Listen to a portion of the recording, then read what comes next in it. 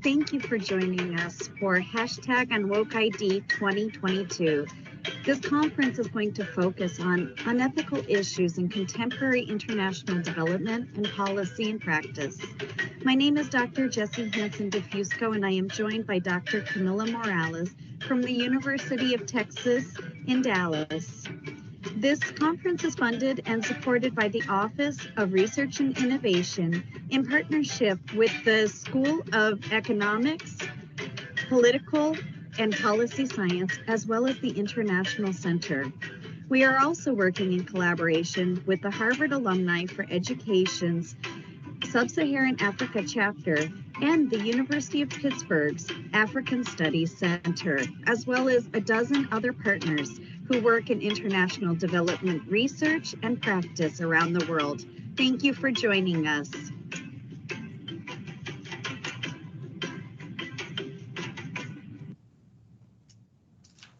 Welcome. I am Dr. Inga Musselman, Vice President for Academic Affairs and Provost of the University of Texas at Dallas. We thank you for your participation in our virtual conference, #UnWokeID, Ethical Issues in 21st Century International Development Policy and Practice. UT Dallas takes great pride in our institutional mission to support diversity, inclusion, and social justice worldwide in a variety of ways. The university offers an array of diverse academic and research opportunities with a large international student, faculty, and researcher population.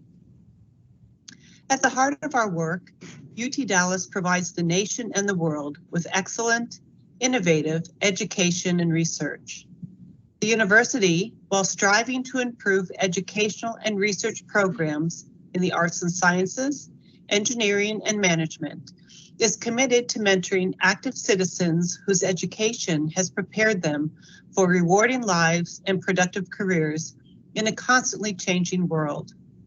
Additionally, as a Tier 1 research institution, we are committed to using our reach to uplift the voices of diverse perspectives to make the world more just and equitable.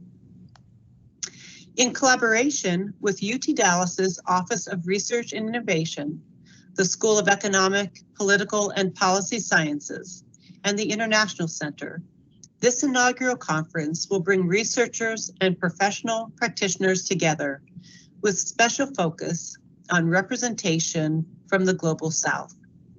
We have guest speakers from all corners of the globe, many of whom have devoted their lives and professions to making the world a better place, especially for the most marginalized and vulnerable through international development and nonprofit.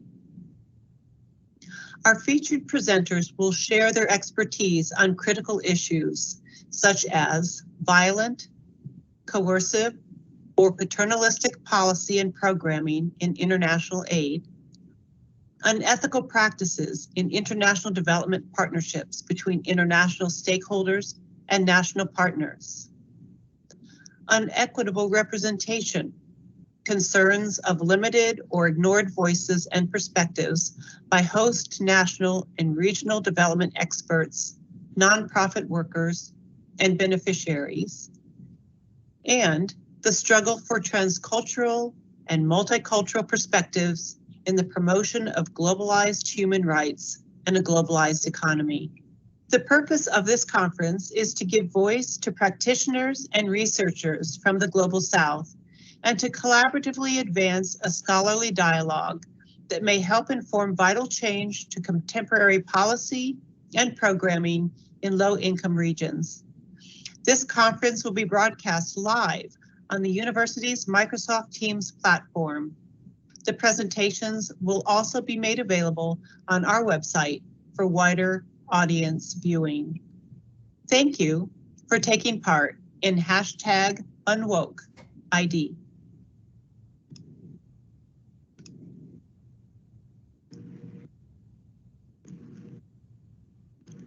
Thank you for joining Day 2 of the first annual #UnWokeID, Ethical Issues in 21st Century International Development. My name is Dr. Camila Morales from the University of Texas at Dallas. This conference seeks to expand the dialogue of contemporary issues that potentially still exist today in international development. Today, we will feature guest speakers who work as practitioners in the Global South, in countries like Benin and Liberia. Our first speaker today will be Dr. Fidel Martin. Dr. Haunovi is a clinical psychologist and expert in community health. He is a practitioner, a researcher, and professor in community health in universities in Benin. His presentation today is entitled VaxTrack Project Implementation in Benin, 5 years later issues of sustainability and poor project development. Benin, like many countries in Africa, particularly Sub-Saharan Africa, faces the challenge of the quality of immunization data, which made it difficult to predict the response of the diseases in question viable by vaccination. Dr. Haunovi highlights how Western-led programs can, at times, miss the mark of affecting meaningful change and at times make large promises that they do not keep. This work can involve the appropriation of work and ideas from Global South partners, leaving them discouraged and feeling taken advantage of afterwards. His experiences reflect those of many in low-income nations and serves as a crucial and heroic case study for international development experts to consider.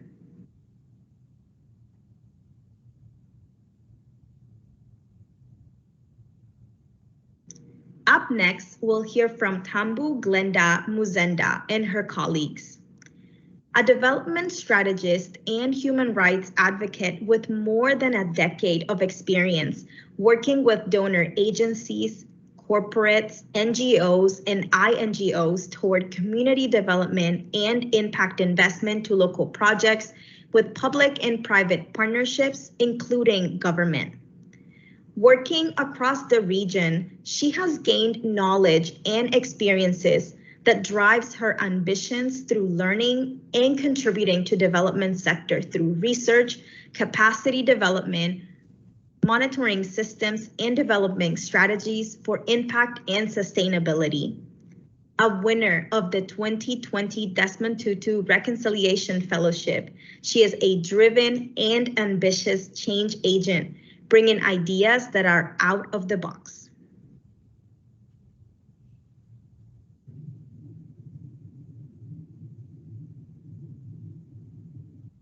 Good evening, everyone. I'm Fidel Martin, the clinical psychologist and expert in community health. I was the former Africa Regional Manager of the Vastrat US NGO. I would like to this morning to share with you the contextual analysis of the Vastrat projects in Benin 5 years after its closure.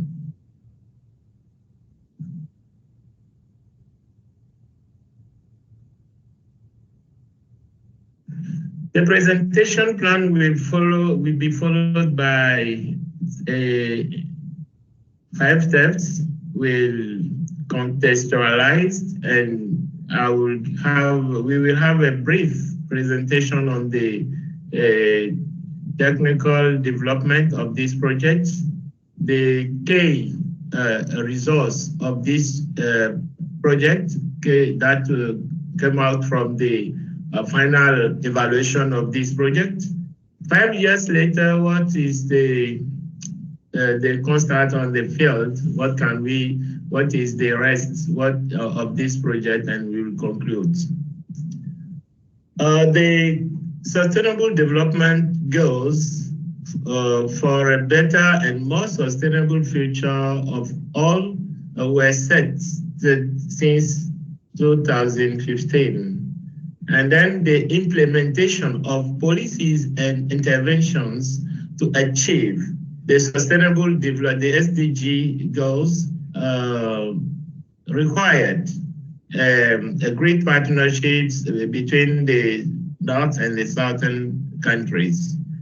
Vaccination is one of the key strategies for achieving the SDG 3, number 3, as empower people to live healthy lives and promote well-being at all ages. And Benin, like many sub-Saharan countries, faces the challenge of the quality of vaccination data, which made it difficult to plan for effective response to vaccine-preventable diseases. But from 2012 to 2016, the Benin MOH, with the financial support of the Gates Foundation, hosted a fabulous pilot project to make available the country level, a vaccination immunization quality data for decision-making projects.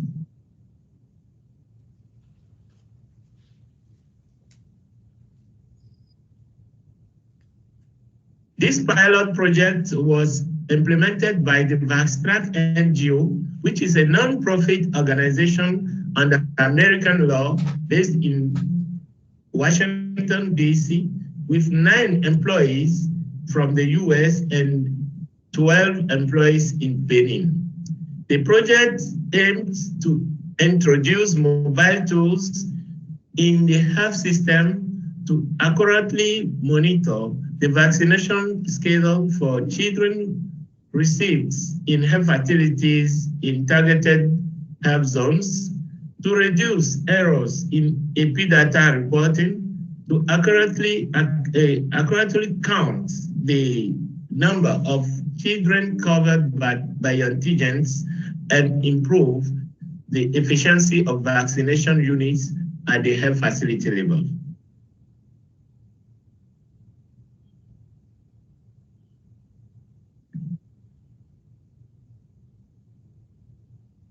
How was this tool designed? This tool was a mobile tool based on a tablet that was in each health facility, and it was a combination of 4 application APP.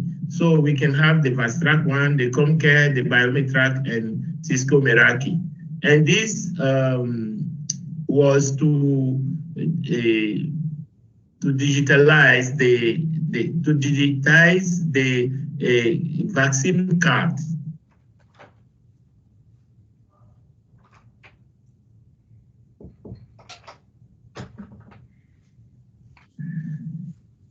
It was 3 main systems. So we have the Comcare that was used to collect and aggregate the field data collected, and this was moved to Motec. And from Motec, we can have this data driven to the GHIS2 for being available for all the data, the health managers for decision making. We also have designed a callback system, SMS callback system, to remind the vaccination appointment for the mothers of children under one year.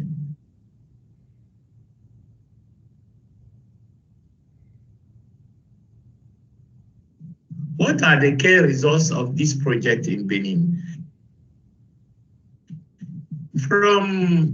Let's say that from 2012 to 2015, all the data that were collected, we did not have access to them. We are not informed of, the Benin team was not informed of the reason why this occurred, this arrived, but from the June 2015 to August 2016, we have registered in the system more than 100,000 children.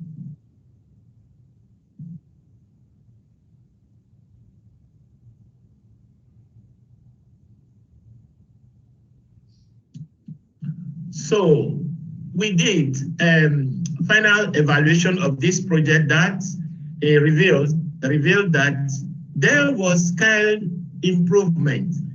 The health workers mastery have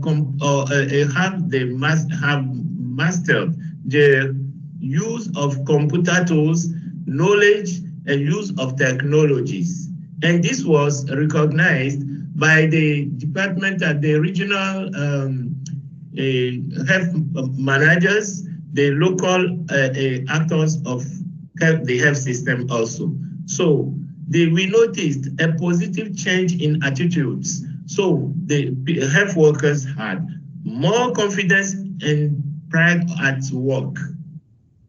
We also noticed a positive change in practices. So we have the speed at work very increasing, a better work organization and planning, and a speed ease in the search for children who have missed vaccination appointment.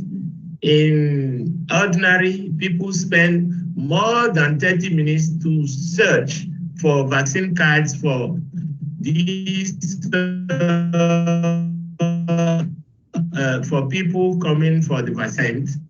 They spend less time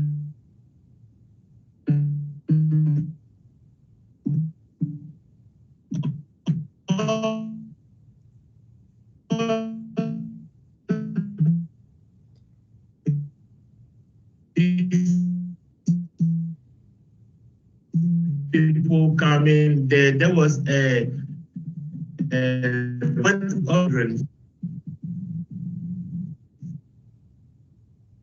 Can we move forward?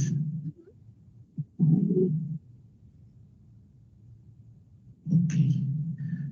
We noticed a data quality and storage, an improvement in data quality and storage.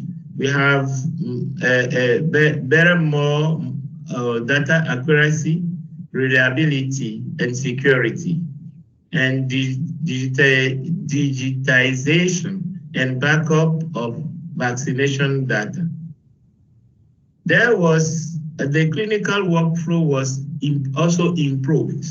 Improvement of communication between health workers and mothers of kids under 5 visiting the vaccination unity, and the decision support to ensure vaccine accuracy. We have an ease of report preparation and report reliability, and increased motivation of health workers employed in vaccination.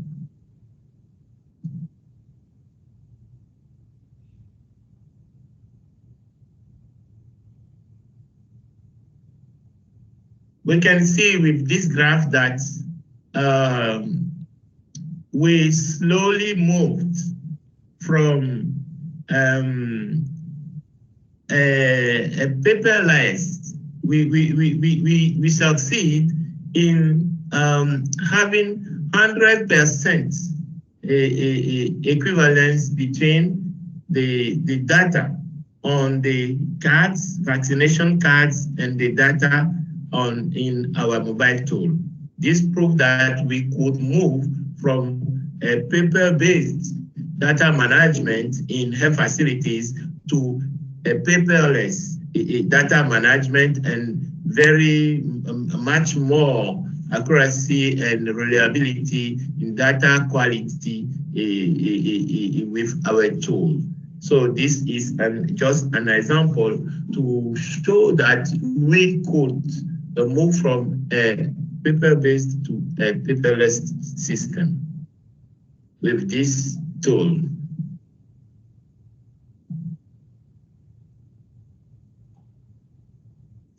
What happened 5 years? What is the situation on the field 5 years after this project implementation? We noticed that,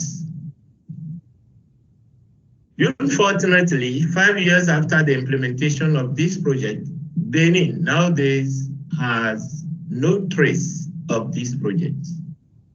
The children and mothers' biometric data collected during 5 years has never been returned to the country. The same actors stole our ideas for the creation of e-health promotion NGO in Benin to stimulate the creation of e-health Africa in Nigeria. I think this NGO exists today and is operating in Nigeria and in other countries of Africa. The mobile application for the system management in Benin was graciously donated to e-health Africa without consultation with the Benin MOH and the key actors in Benin.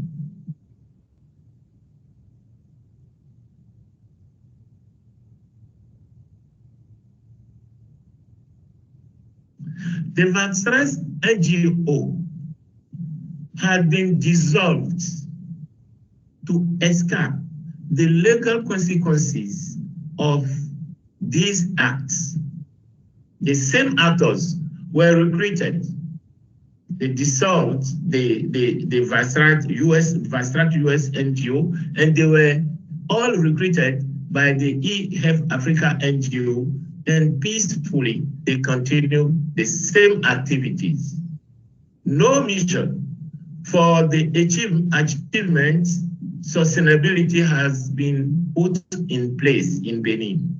Neither the Benin MOH nor the Africa managers of the project have any idea of the real costs of this project. There was a great lack of financial transparency. The project has supported field visits, trips for the US, Vaxras US staff, US public health students, US consultants with field visits of at least 3 to 5 visitors every 2 months. Flight tickets, accommodations, per diems, health coverage, and internal displacements were covered against only 1 trip planned for the manager of the US, of the Africa manager of this project to the US during the 5 years of the project.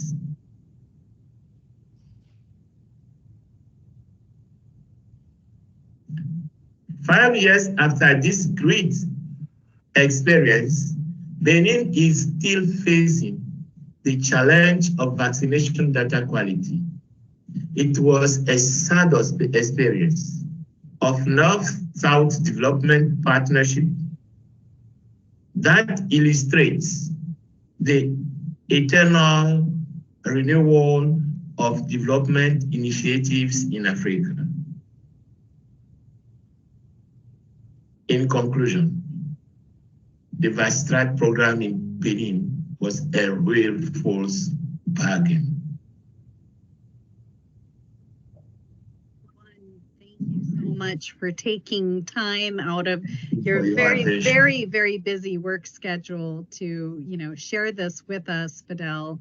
To be transparent, I was one of the counterparts on the Vaxras project for a time, for about 1.5 years, leaving to work for the Ebola response later in 2014. So I was very glad of all the learning that you shared with me, and some of the conclusions you're presenting were issues that you had highlighted early on in the project pilot. And I think out of this, what do you hope are some lessons majorly learned, key takeaways that especially Western NGO workers and, donors should really learn from the sustainability of the Vaxras project?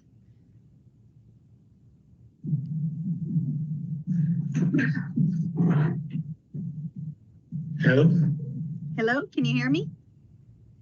No, not well. Oh, The okay. network. No, that's okay. So I asked, based on this, what is your hope for changes in projects like this in the future? My hope is that we in this kind of projects, we are focused on the Paris Initiative. That gives more involvement, more engagement in all process of partnership for development between the northern and the southern organizations. So we have to be responsible, to be put in front to design, because in this project we designed everything, all the ideas for giving a body to this project design, implementation, management came out from Benin. But you can search for the final report of this project. Our names were not inside. That is a huge finding that many of the presenters have mentioned, is acknowledgement of national experts and national collaboration. Often, the Western actors get the props, but it's really, the people in the South, in countries like Benin, doing the hard work and coming up with the main ideas.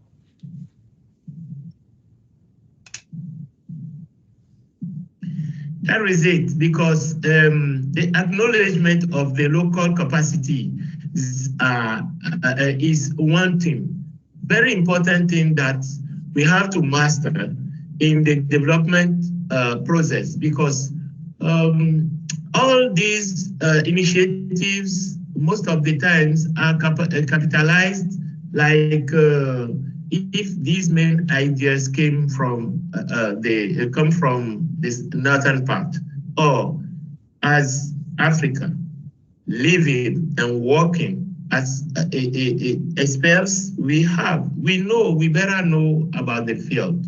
And this is a thing that make people very not sometimes you see what your main idea been collected, cached, and come back to you as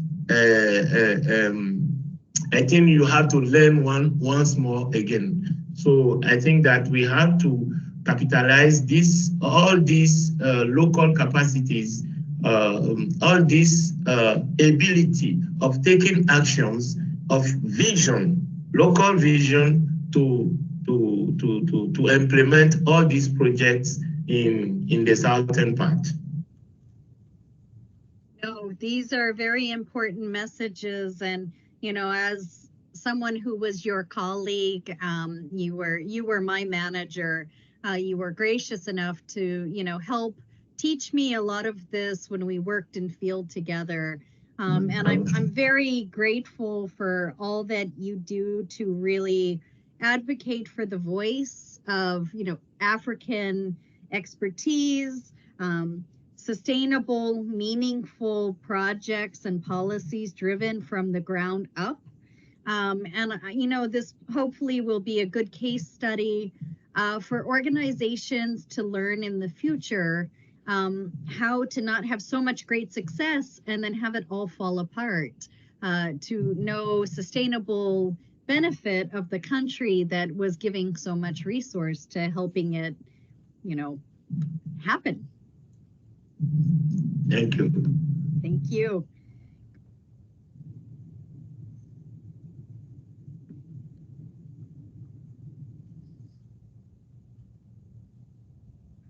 We are recording.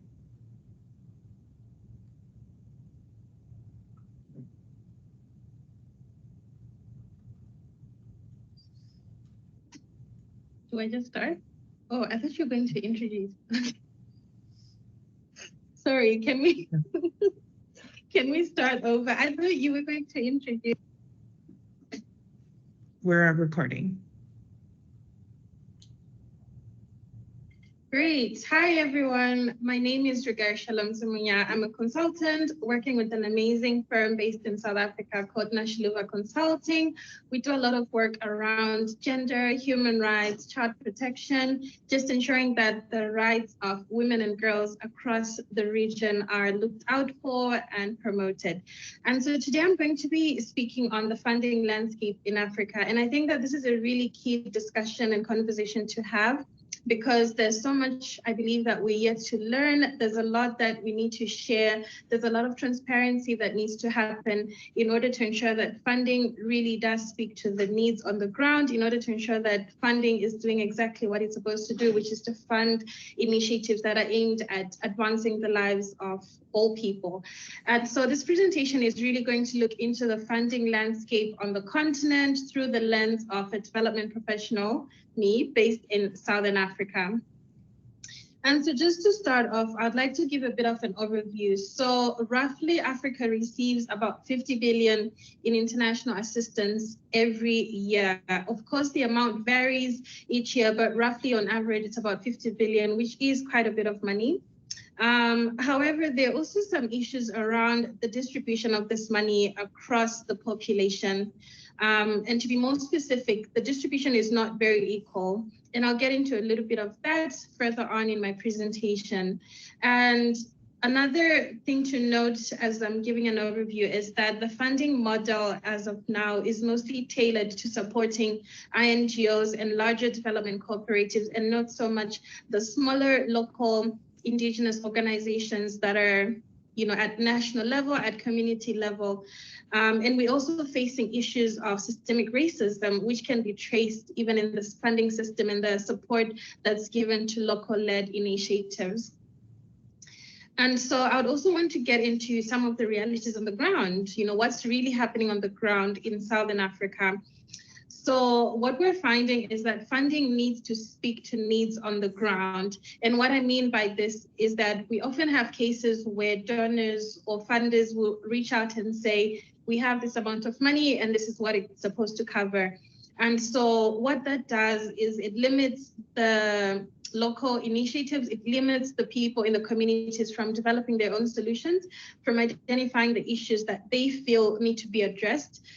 So it robs communities of self-identified needs, and it also robs them of flexible long-term funding, technical, organizational, and programmatic capacity support, because oftentimes what happens is with these local organizations, they have a very good understanding. They are the experts of the issues that they face in the communities. They know exactly what the issues are, and almost all the time they know exactly what needs to happen to solve these issues. But because they're not really funded and given the support they need, they do not have the right programmatic support, they do not have the right capacity that they need and the support they need in order to carry out this work. And so funding tends to not get to them. Another issue that we have that's a reality on the ground is that at times when the funding does trickle down to the local organizations, it's often very small scale and very short-term projects. And so we have a lot of donors that will come and give grants for 3 months to 6 months. It's very rare for local organizations or initiatives to get funding for more than a year. So usually the funding is limited to 3 months to 6 months. And what this does is we find a lot of local-led initiatives starting projects in communities, and things start to look up. There seems to be some progress, but then because it's only 3 months, that's not enough time to create any sort of change. That's not enough time to create any behavior change. It's not enough time to influence policy. It's not enough time to influence any sort of programs from governments or other initiatives. And so there's really no sustainability. So we have a lot of mushroom initiatives across communities that start and never get to reach completion because there's just not enough funding for them. And we also have an issue where locals are not really being recognized as experts and are severely underpaid as opposed to the experts that come into the country. And so oftentimes for positions that would otherwise have local people qualified to fill them in, a lot of NGOs would rather recruit someone from the global north to come to the global south and take up this position. And then they live in the country as an expat on expat status. And we all know that comes with immense benefits. There's a lot of money that's attached to that. And so the other positions in the organizations are then left for the locals in the country. And there's quite a huge discrepancy in terms of the pay, the wage, the compensation. And so this is really an issue where locals are not being recognized as experts. I know a case personally, a friend who was, he qualified for a position in one of the INGOs. However, because it was cheaper to contract him as a consultant every 3 months and renewing his contract every 3 months, rather than taking him on board as the expert that he is, they did this for almost 2 years. Just on contract basis, just renewing a contract for consultancy, just because they did not want to take him on as staff. And then when he eventually, decided to quit and leave that job, they were able to get someone from the Global North to come and fill in that position as a full-time, doing the same work that he was doing, the same job description. So these are some of the issues where locals also then start to feel really frustrated because they're not recognized as people who are capable of doing the work. And so the barriers that are preventing more funding from reaching African NGOs exist across the grant-making process, from funders lacking targeted strategies to fund African NGOs and sourcing practices that are not designed to identify these organizations, to the provision of funding that does not ensure long-term sustainability of African NGOs. So I think this is speaking to the model that is being used to allocate funding, the model that's being used to recognize who needs funding and who doesn't. At times, the people who need the funding are not on LinkedIn. At times, the people who need the funding do not have access to websites, but they're doing tremendous work in the communities. And so there's really need to look into some of the barriers that are preventing more funding from reaching African NGOs. And so now I just want to speak into impactful funding and sustainability, because I think that if we're going to use money or spend money on initiatives, we might as well make sure that this money is being spent on initiatives that are going to be impactful for communities, initiatives that are going to be sustainable for communities. And so relevant, impactful, and sustainable funding is extremely key, because not only do local organizations play a distinct role in the African civil society ecosystem, but also their proximity to communities they serve imbues and empowers them with particular assets that enable them to deliver differential impact. And so I'd like to give an example of the COVID-19 pandemic, which is still ongoing. When COVID-19 hit, we had a lot of funders pull out funding, a lot of funders who realized that they suddenly could not fly to certain parts of the world, to other countries. So they were limited in terms of mobility. And what people immediately realized was that that's the power of local initiatives. That's the power of communities. We are in the communities, we live in the communities. And so if we had the capacity to intervene, if we had already had our capacity built, and if we already had enough funding to influence in our communities, COVID-19 was not really going to, it was not going to be so much of a hindrance, because we would then have the support, the funding, and the know-how on how to deal with these issues with the right support. And so that's one example of the unique role that African civil society organizations play in this ecosystem. We are right there in the communities, and so allocating more funding to local organizations that are based in communities will actually be a better option.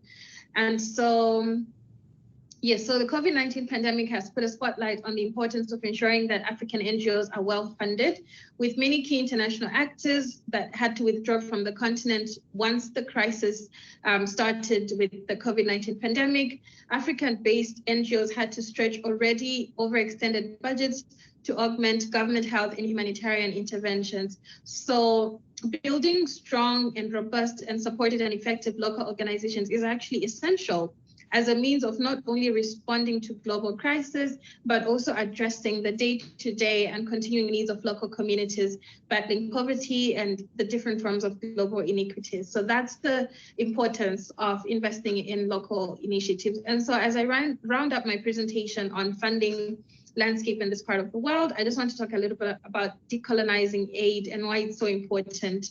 So the idea of decolonizing aid really can take many forms in action, from localized leadership in programs on the ground to increased funding. And so what this means is looking into issues of cultural competency. So if it's a program that's meant to address female genital mutilation, should we not have someone from the community who can speak on this issue, who can be against this issue, lead this program, rather than having someone who's an expert, who's learning about these issues, who might not really have an understanding of these issues, come in and try to lead these programs. And so decolonizing aid is recognizing that people in Africa have the capacity. It's recognizing that people in Africa can and will do the work that they need to do in order to help their communities. And so it's about letting go of this need to control and allowing people in Africa to lead their initiatives, and also increasing funding to them. So fundamentally, decolonization means decision-making being in the hands of people directly impacted by aid and development programs and not anyone else. And so with that said, I would like to hand over to Tambu. Thank you very much.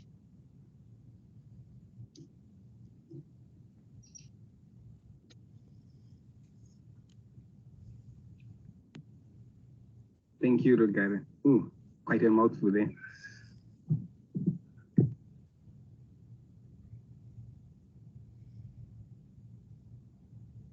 Thank you, Rugare. I'm going to be presenting on the top-down interventions, especially the power play issues.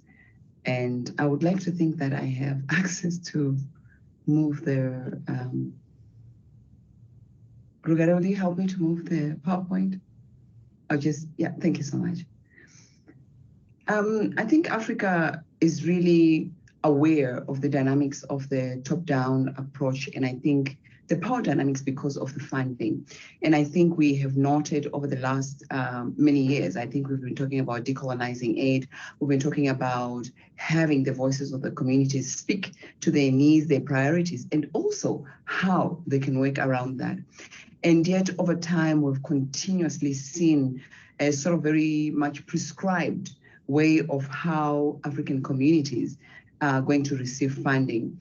And I think I want to speak to the voices that matter. And I want to speak to where we are working in Sub-Saharan Africa. My name is Tambuzai Mzenda. I'm based in Johannesburg. We work across Sub-Saharan Africa through our organization, Nashluva Consulting. And we have been working with different countries as well as representatives in those countries, whether it's at policy level and including donors and communities that we've worked with. So this is a topical issue, I think quite a hot potato at this time, because the work we have been doing over the last 15 years really depicts structural racism, if I may put it bluntly like that, because we see a continued lack of really going into the interventions that require this power shift to happen so that we can see when we begin to talk about Millennium Development Goals, and now we're talking about Sustainable Development Goals, the reality of that is how do we reach those goals? How do we actually see the change? And if we are to, whose voice then matters? In my presentation, I'm just going to really highlight some of the issues at the heart of Africa and the problems that we face. And I think it's a structural problem that we face where we're wanting to shift the power with regards to what we know as problems that we have, what we know as interventions that we have. And yet, even when we do that, the power that be, where regarding aid, begins to sort of, I would like to use the word, rape the system of communities in Africa. A significant proportion of the interventions and programs are prescribed, I think just recently to speak about the pandemic around the COVID-19 pandemic across the globe. And yet in Africa, something that happened that we all could see was how immediately the international experts or the INGOs shifted their experts out of the countries, especially in Africa, obviously because of their dilapidated health systems, also because of perhaps it would be the end of that era with COVID-19 in Africa. And we saw that, and I think it was a really concern that then what happens to the programs? But I think we also noted that those programs continued. However, a lot of that work that continued virtually, and the restrictions really emanated into a place where maybe it's an opportunity that we saw that Africans could actually do it.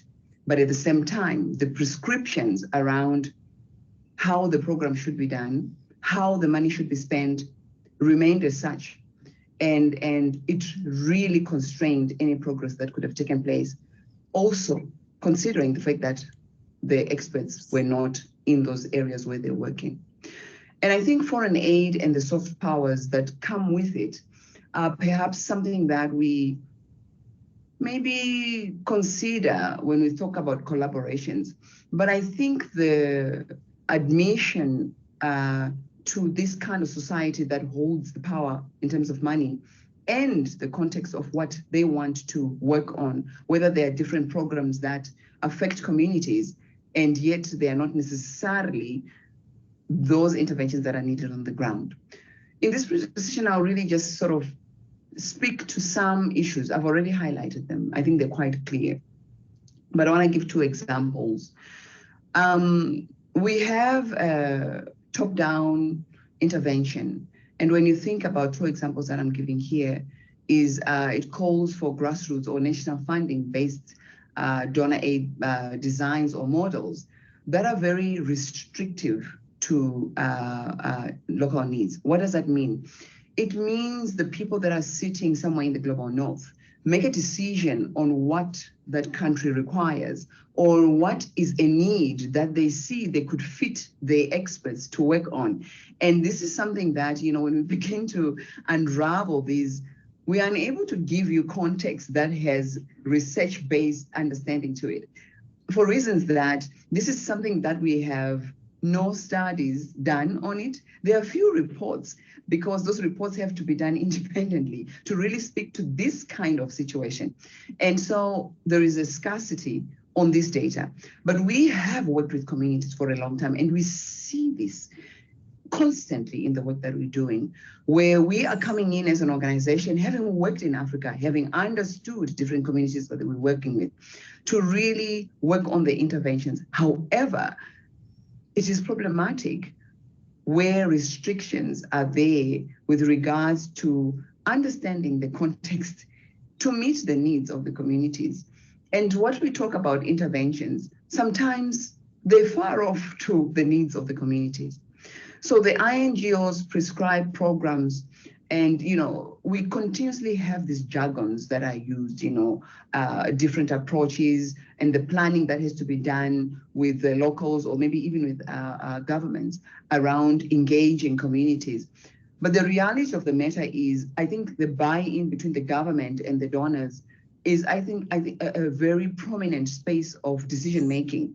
And yet, those who actually are the beneficiaries, those who actually have the voices that matter, are not heard in this process, which means it becomes a very top-heavy, which means the intervention is very limited in terms of what it does in changing the lives of those in the communities.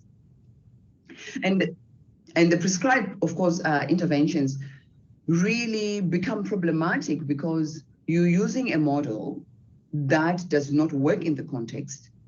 So the results or the impact is very minimal. And it also takes time to then work with that community to try and use the jargon, the concepts that are being used to get that going. So there is always what they term capacity building that is to take place.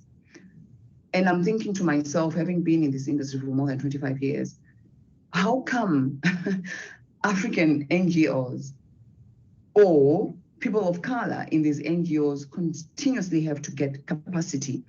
And yet I don't recall attending a workshop in the Global North where international experts are being inducted or being made to understand the context of where they're going to work in.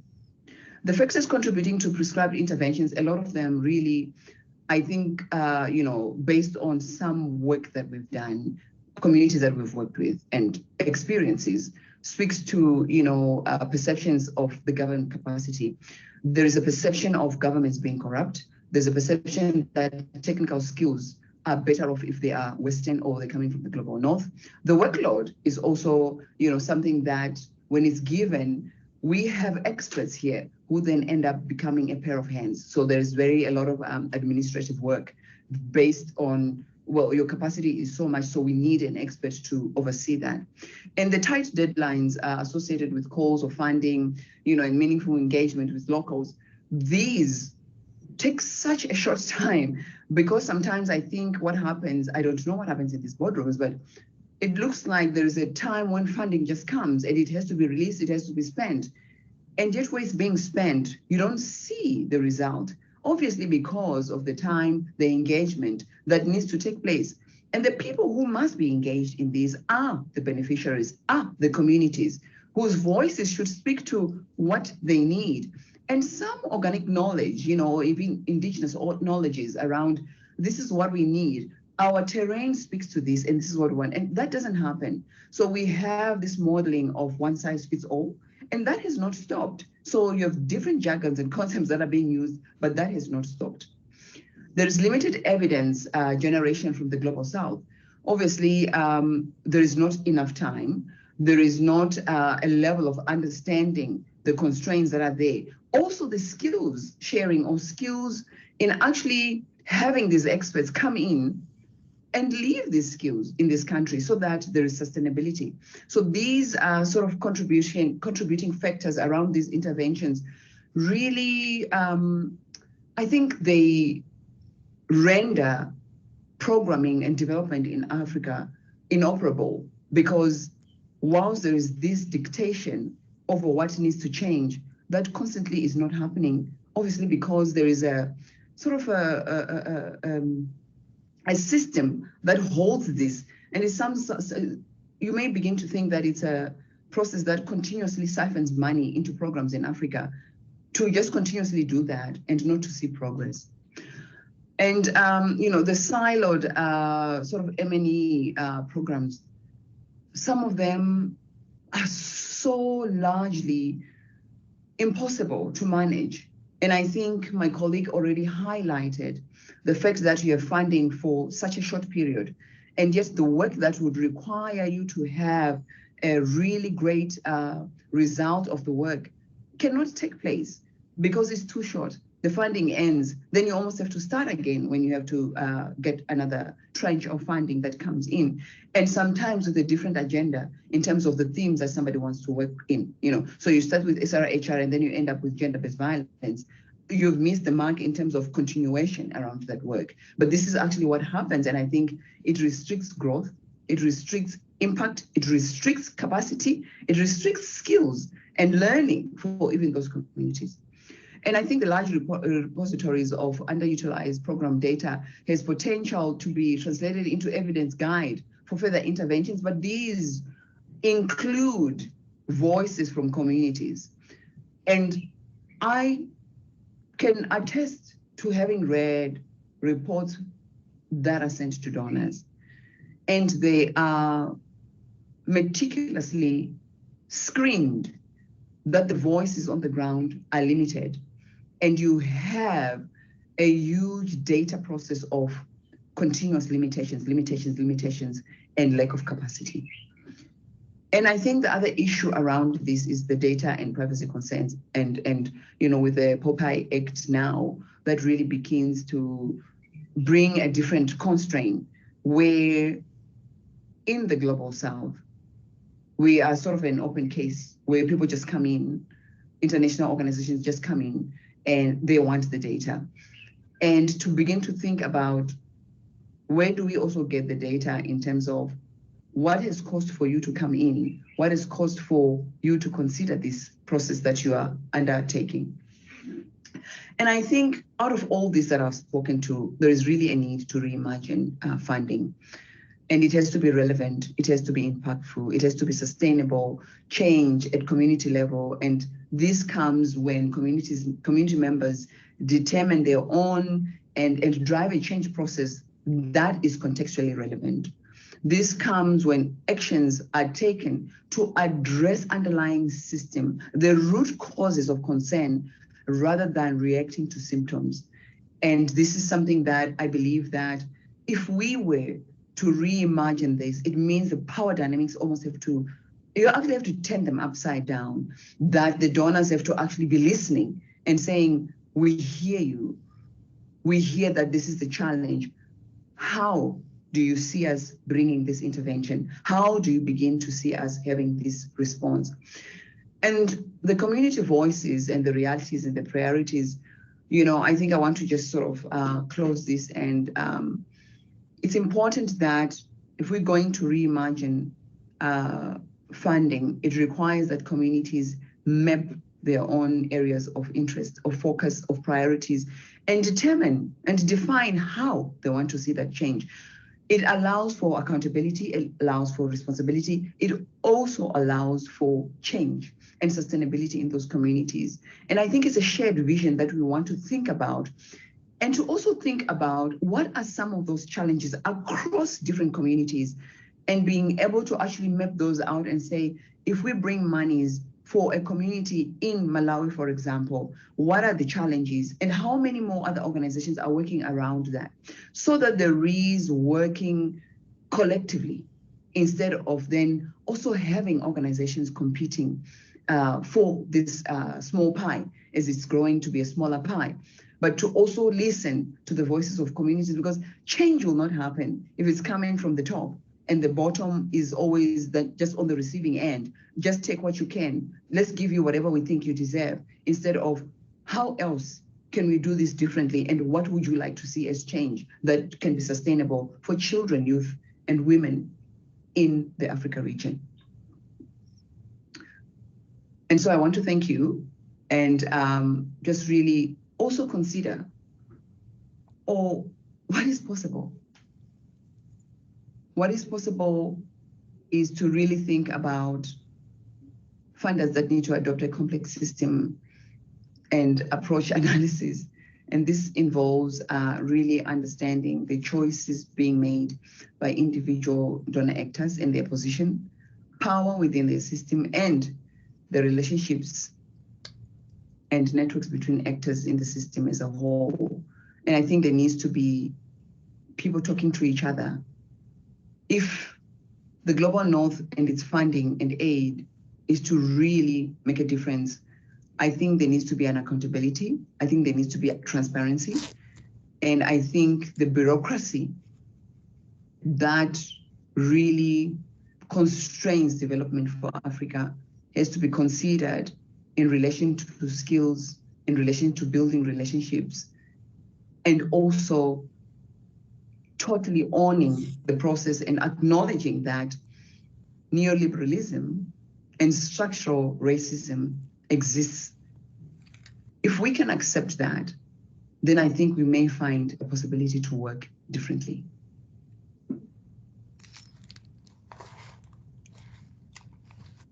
The possibilities are many. Why? Because we see a change that could help us around this. And I think I'm going to leave this to my colleague, Tony, to speak to.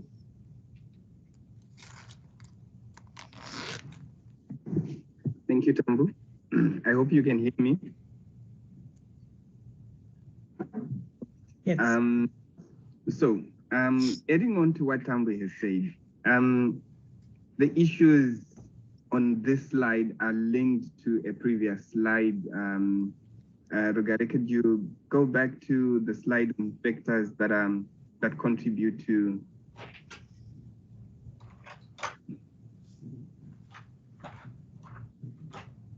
right? So before I explain the last slide, I'll add on a bit to this. So with every program, say donors put a call for funding, you fund maybe 5 NGOs to work in a country. Each organization has its own M&E systems, etc., its set of indicators to report to the donor, correct?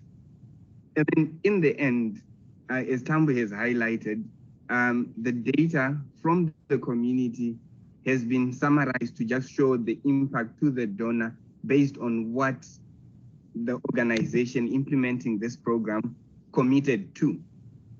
So yes, we do have local level data, but there is never time to actually sit down and analyze the community needs, because what we committed to is implement the program, acquit the funds, and then report to the donor, and then hopefully put a case for the next funding cycle to continue the program, right? So in the end, all the data that is collected from the community is never really utilized because there's nobody who's going to look at it. And it comes down to these siloed M&E systems. Among NGOs, I don't know if anyone has ever seen many NGOs with linked or integrated monitoring and evaluation systems. The only one you have is in the government, and the government system doesn't really cover every indicator that NGOs capture data on in the communities. So in the end, we know we have data, but we don't have access to it. Say, for example, with the government system, you can apply for access, you can get the data. But what do you do with NGO systems? So that's one of the problems we have. Yes, we do implement programs. Sometimes they work well, and sometimes they don't. But we are not adequately documenting or capturing what the local needs are. But the data is there. Sometimes some people start initiatives with their local resources, but because they're a small organization, they never get recognition for it. It's never documented, it's never out there, which goes back to what Tambo has highlighted about websites, LinkedIn, etc. They are not there, so they are never acknowledged, they are never recognized, but they're actually doing the real work, the change you want to see in the community.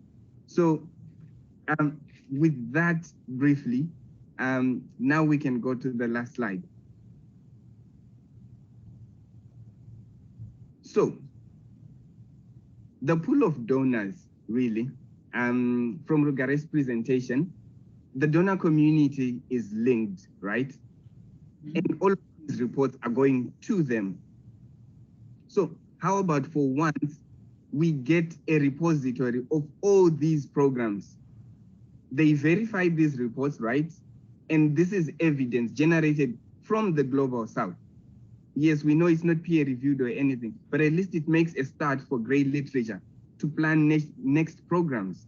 So how about at least for once, we start investing in an actual database so that if you want to fund a program in Somalia, at least go through previous donor reports, identify local, consider what the recommendations were, what did they learn from those previous programs, and at least make sure that everyone else has access to it. That's the first start. Now, because all of these reports, they go to the donors, you know, with academic research, when you publish an article, you put a data sharing policy, right?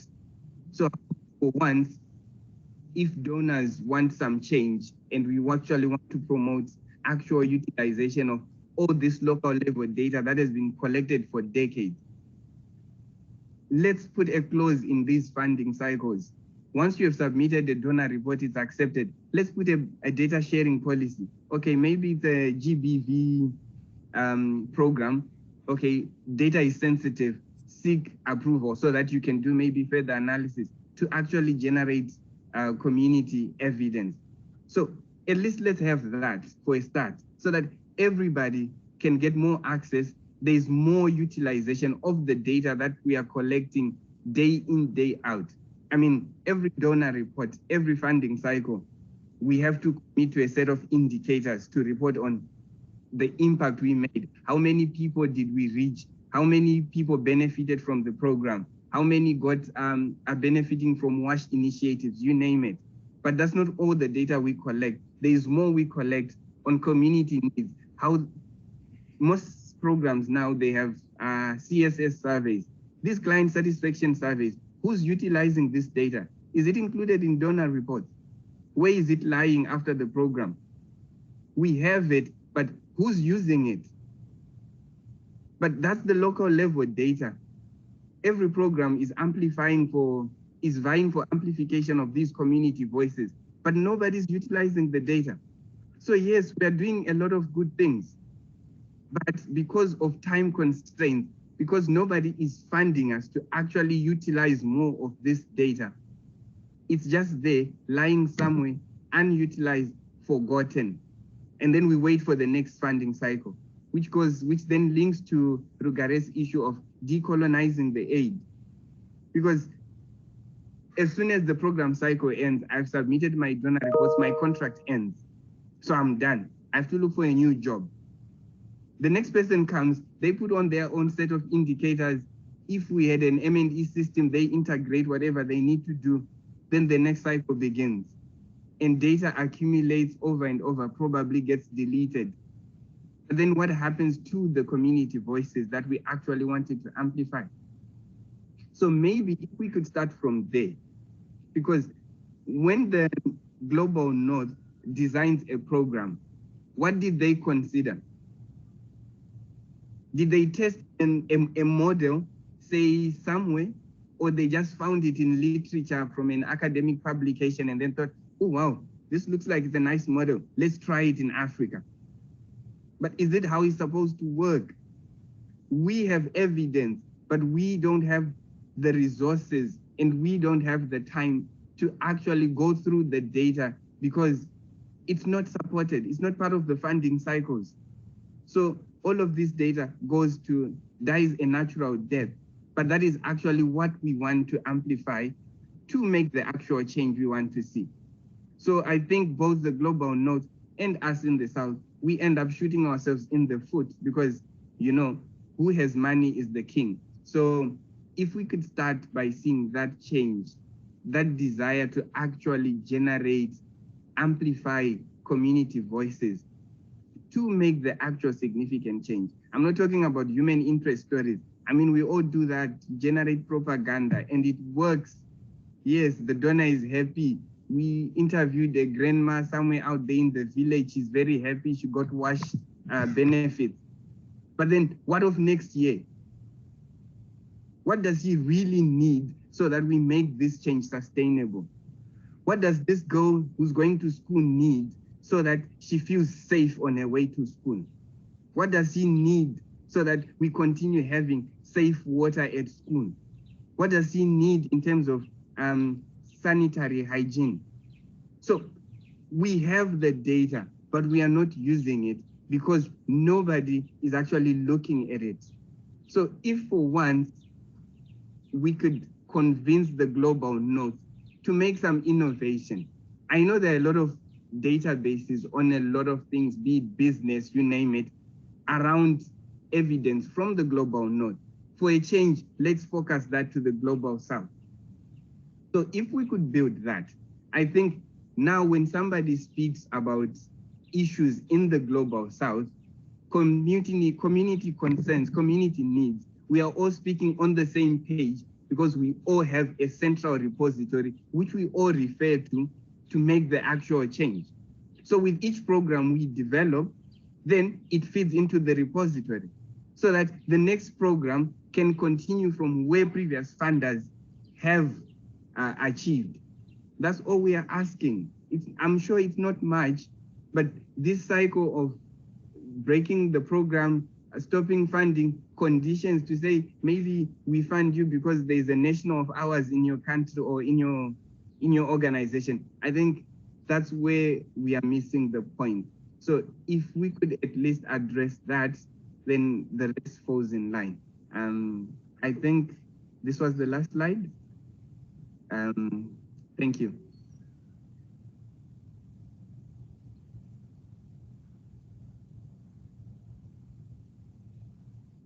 Our next presenter is Decolonizing Davis. Decolonizing Davis is regarded as a living miracle. Her father calls her the resurrected, but not even she is sure how she survived. All Decolonizing Davis knows is that she caught the deadly Ebola virus and lived. Speaking exclusively to news.com.au from Liberia, the 23-year-old admits she is one of the lucky few to not only survive, but is now immune from the virus, which has so far claimed thousands of lives. But in a tragic twist, the same virus also claimed the life of her fiancé, Peter, who is also the father of her 5-year-old son, James. Despite losing her partner, Ms. Davis, who was released from the hospital last month, is now determined to help other Ebola victims and survivors, and is one of 8 volunteers now working at Liberia's first interim care center for Ebola orphans, established by Child Fund in the capital, Monrovia. Ms. Davis has earned a degree in social welfare and continues to support research on psychosocial support and child protection in Liberia. She is also a survivor and former refugee from the Liberian Civil War. As both an Ebola survivor, advocate, and response worker, she will share about how INGOs and ministries treat grassroots volunteers, civil servants, and advocates for development, particularly during pandemics. She provides perspectives on how North-South and South-South partnerships can be more sustainable and equitable.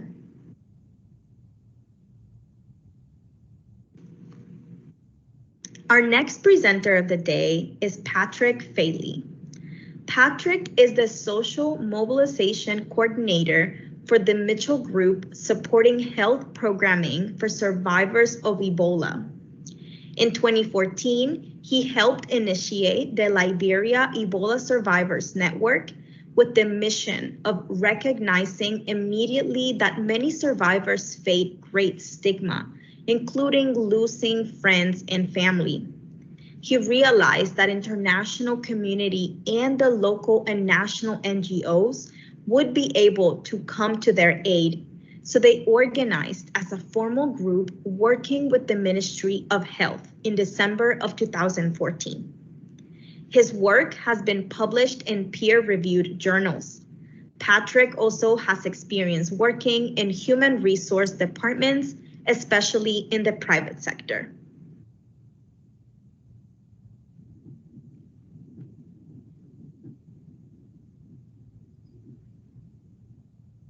Thank you.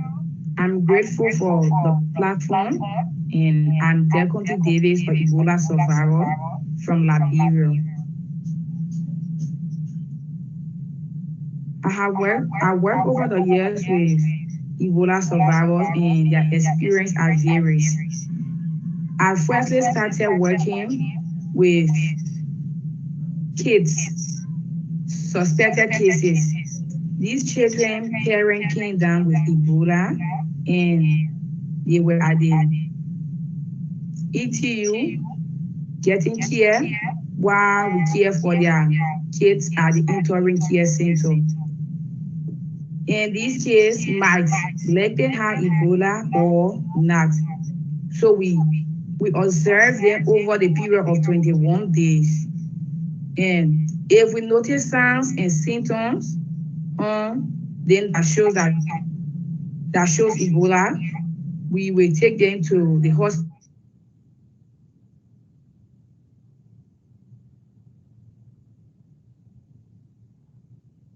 And if they are positive, they get treated. And if they are negative, they will also get treated from all of this and get back on the interim care. So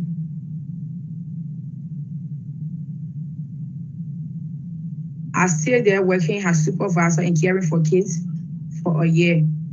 And that was actually a great experience. All of the staff there were Ebola survivors. So we had no doubt or fear, well, to give these kids our all as parents while their parents were sick. Our challenge, at times our kids will fall sick and be Ebola positive, and our prayers normally is our child should survive. Our child should survive this virus, because we know that it was actually terrible for us being survived through the process. So if you care for a kid and you know that a kid is positive for Ebola, you know how you were treated and you know what it takes, the pain. So no one will actually want or underage child to be affected. But we never have our own power to say a kid should not be affected of Ebola. All prayers were to God that our kids should come through. My worst time with the children that I care for was I lost a child. I lost a child that memory still affects me now. Because my wish was what I could do to that child survive from Ebola. This child was the age of my own son. And this child, I got too close and connected to this child because of the child murder. When the child first entered the home, the only thing I could hear from that innocent child that my mother really loved me. And if I die, my mother won't survive this. So being in the ETU and hearing that same quote from my son on the phone, it broke me down when I saw that innocent child at age 5 saying such a word to me. But caring for him, he refused to eat. He refused to even play with his friends. He refused to go to any other staff, only me. So I drew close to him and I started talking to him, and he got relief. But the days that he did not eat, he broke down and he felt sick. When we took him to the ETU, that child mother was discharged the same day we were carrying that little boy. And we took him there. Unfortunately for us, we lost him. There was no way we could share that information with his mother. His mother came to us at the only thing we could tell her that our son is taking treatment at the hospital and he will be better. And this girl has suffered from Ebola and losing her only child. It was actually a difficult movement that I could not even share with her. I could not really say that. It took us time, and she kept asking, how can this be? I was at the treatment unit, and actually, I know the time I stayed there to survive, but I cannot stay this long. Can somebody tell me the truth? And we have to call from health ministry that they disclose the information to this lady because she's actually suffering. She needs to know the truth. And she will call, and the news broke her down. It was not an easy one. It was actually a terrible one. And actually, that child death is actually a trauma for me up to now. I miss that little child. And I could not do anything to save his life at that movement. So at times, I blame myself. Why this innocent child lose his life? I cannot afford giving life to that baby. With that, we fought greatly. Our kids, 3 months, 2 months, they were surviving. And I had a 2 months old baby that survived and lost her mother also in the treatment unit. And the family was like, we don't have nobody to care for this little child. How can this child survive with the family? When we went to reunite the child, that baby with the extended family, it was terrible. Because the grandmother very old, and we have to find a family or adopted family to care for that baby.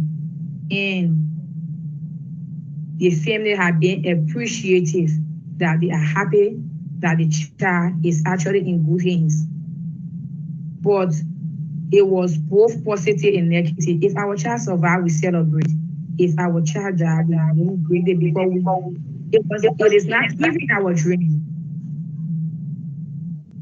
It is not even our dream. And being a survivor, I can tell you, is a great experience. Going in the hospital, being treated, and coming out is actually a great experience. And it was good. My family greatly supported me. My family supported me. They were impressed with me. They did not stigmatize me. Even on my hospital bed, I was never stigmatized. My uncle that was on the front line in helping me through this process with all support. He did well.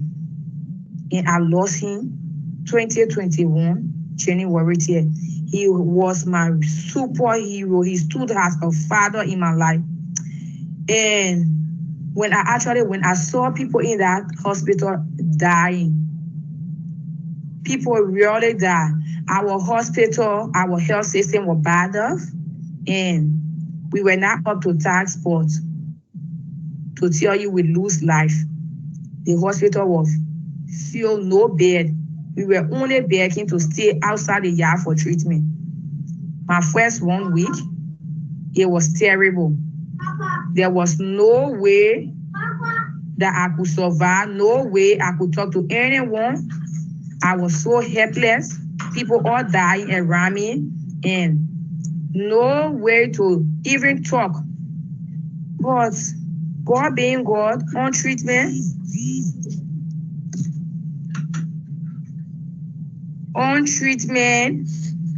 I was able to survive. And it was the grace of God that I survived. And being there, I was responding to all doctors' advices. I should take my medication. I will get back home to my family. I accepted, I responded, and I obeyed the doctors. And communication with my family back here, it was bad for me because my family was affected greatly with stigma from the community. We supply water because we have a drinking pump in our yard. Because of my illness, everybody could not come to our community, our yard to get to fresh water. Because of my illness, because of my illness due to Ebola, my family could not get food from the market. Our community market said my family money is actually affected with the virus. If they hold the money from my family, they will be affected. At that time, my son was of age 5. He could not play with the children in the community. His friends will tell him, your family, your mother is suffering from Ebola. So you might likely be an Ebola patient, so we cannot play with you. Look at the trauma of a child of age 5 was carrying because of his mother. It was actually a huge tax for my family. It was really hard.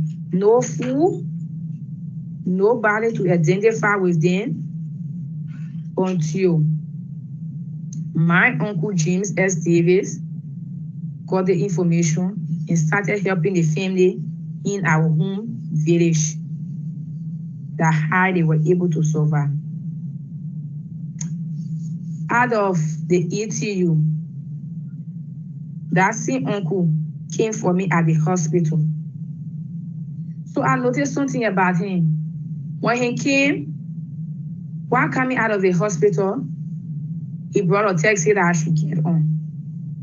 And try going near him, he will be walking faster. So I told him, are you stigmatizing me? He said, no, I cannot do that.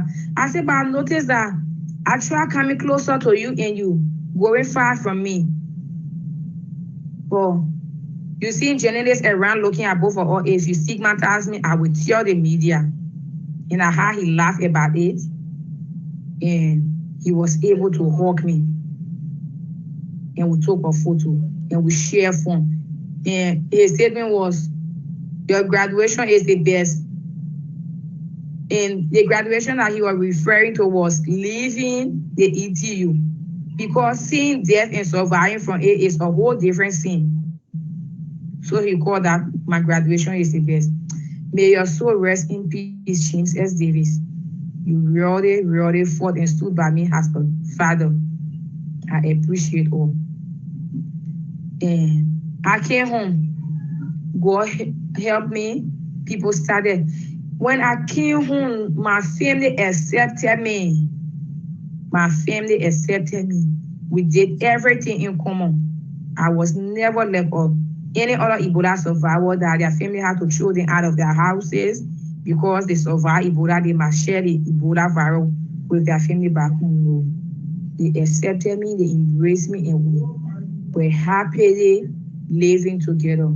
Only for the community, few did not actually believe that people could be safe from Ebola without transmitting it or spreading the virus any longer. So I noticed a big stigmatization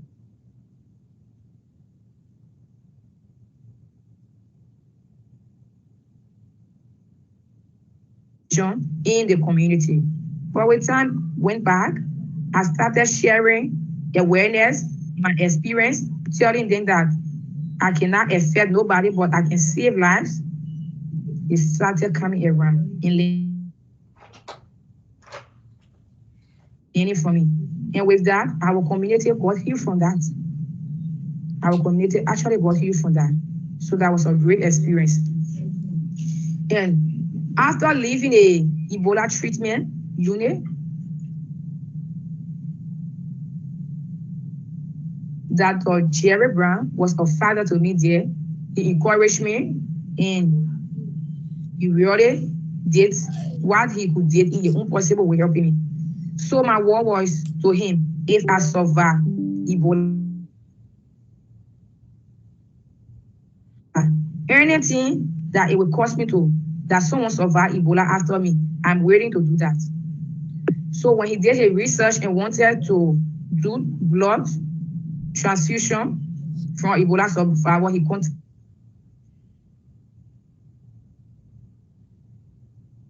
me. He said, you gave a promise, right? And you have survived. Can you live by your promise? I said, what was that? Can I remember? He said, I want to do a test on your blood. There's a patient in this hospital that is not good, and we want to do that blood as a sample to see whether your blood can help us survive. I said to him, you are a medical practitioner, and in your own way, if it will not affect my life, I can do that. And he told me that there will be no side effect and nothing was going to happen to me. I told my family about it and they agreed that I would go on that journey.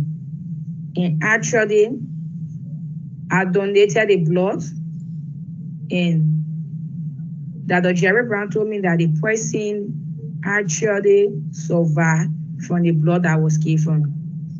So my family wanted to know the person so that they can have relationship with him. And Dr. Jerry Brown said it was not ethical before our family feel that person owned in their life. So he was never going to disclose a patient to us.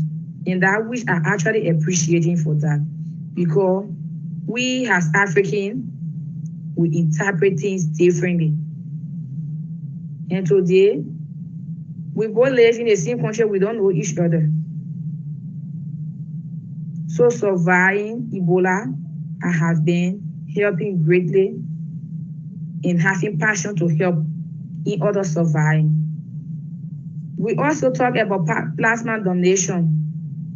And Dr. Jerry Brown also contacted me again. And when he advised me on the plasma donation, I asked him, will I be saved? I won't be affected? He said yes. I was willing. I went and did plasma donation also, just to save life and to add the surviving rate of Ebola survival on the increase.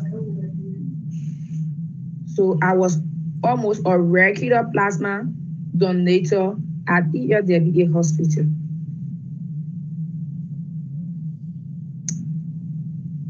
These are few of the work that I've done since I survived Ebola. Coming to our survival setting in general, Liberia, I have been blessed by God, but others are affected greatly. I had a story of a lady that was driven out of her house, her family house, because she survived Ebola. Everyone thought that they could have come down with that virus. So she was thrown out of the house. She had nowhere to stay, and she had no family to call her own. And she came across the great organization called Young Life that was headed by the late James S. Davis. And they embraced her. They actually embraced her. They took her as a family, and she formed a new life there. There was no stigmatization there for her. I had a survivor male that lost his relationship because his fiancée said she was afraid that she might be affected because her fiancé is an Ebola survivor, so she cannot continue the relationship with this guy. And the stigma will have for Ebola survivors here. It will actually have. We have to do door-to-door talking and advising and memorializing and people telling them that these people cannot affect you, they can save your life. We had radio talk show before people started to accept Ebola survivors in the community. You cannot get a person that lost all of their family and they are the only surviving person from that family, but still the community don't want to see them. The community cannot accept them. That's a huge trauma for a single person to undergo. So I don't want you to see my story that survivors have not been affected greatly. Survivors have been affected. They have been stigmatized, and it has been a challenging one for us, especially with that talking to them, encouraging them. It has already been a challenging one to believe that. Why is it me? Why should this be only mean that people don't want to see because I survived Ebola? They did not beg for that sickness. Some don't even know how they encounter Ebola. They cannot tell you the actual cause, how they got in contact with the virus Ebola. So they're being stigmatized for illness. They're just being cruel to them. They're actually being cruel. And I admire survivors. After they actually survived, they were united as Ebola survivors. They stood firm for each other. They fought together. And though they were not listened to by the community, by the government, promises were made that did not come forth to them, but they stood their ground that we will not let any of us being played on, we will not let each other down, but we will stand for each other. And that has been carrying us through as Ebola survivors. It has actually been carrying us through. People made promises, it did not work out. Other survivors still struggling now. So if we are talking about survival in general, we should look at the list that survive and cannot even afford a day. It is hard time that they be recognized because there are studies that were done on them years ago that will help the health sector in the world at large. A lot of people came down with sickness. Some people came down with eye sickness. Some people came down with hearing problem. Our male complain on erection, a painful. Were that happening before Ebola? No, I started observing this after I got well. Some female, since they survived Ebola, they have not experienced a sign of pregnancy. So these are challenges that they are going through. Ebola survivors have health issues. Eyesight is a challenge for them.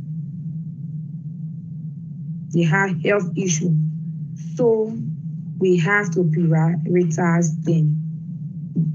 We Ebola survivors, we need you guys most and more.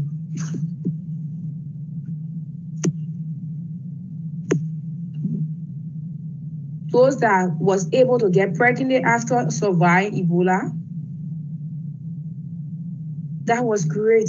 And still, they have study on these people that will benefit the world forever and ever. So I don't want you to use them for study and later don't remember them, don't recognize them. We overheard as Ebola survivor that the government was going to help these survivors with resettlement, because if you survive Ebola from the hospital, coming home, they got to disinfect your things then. At times, they will burn your whole room in the sense that you slept on the mattress before going to the ECU and you are confirmed positive. So all of that things that were in your house might be carrying a virus. So a lot of people's stuff were burned. So because of this story, the government said, okay, we'll come in to help up to present. They have not lived up to their promises. And still people are suffering because you only need them when you want to hear from them how it can impact the world, how you can live by example of their story. So survivors from Liberia, they still have challenges. They actually have challenges, but they are living with that, especially those for the health. They are living with that, and we still need people helping in that category, the health challenges. We want that to be looked at. That's for a few that they will help them. We say yes, few of them. And kids were promised We will send your children to school, and since you survive Ebola, no parent, and how will this child continue? These promises die. We have orphans from Ebola survival that are not even looking up to. These are promises our government made. Give all their names. We will get this in our database. These children will go to school. Our kids are out of school. Our kids can no longer go to school because their parents are there who will help them. So we actually need to look into that. For our Western people, the American, we appreciate you. We saw the passion you had for him.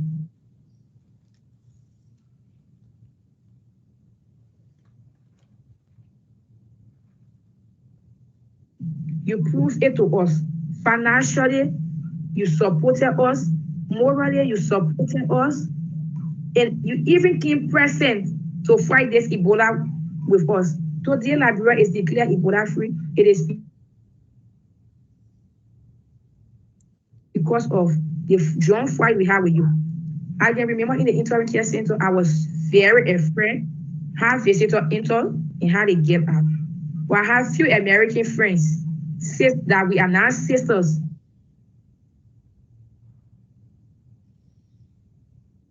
They were never afraid of my kids. They were there helping these kids, counseling, playing with them, and it also helped our kids to be healed from trauma. For us, our kids know that we are Ebola survivors, so we are not afraid. But somebody that is not affected with Ebola coming over is stress-free, then it gave them overdraw.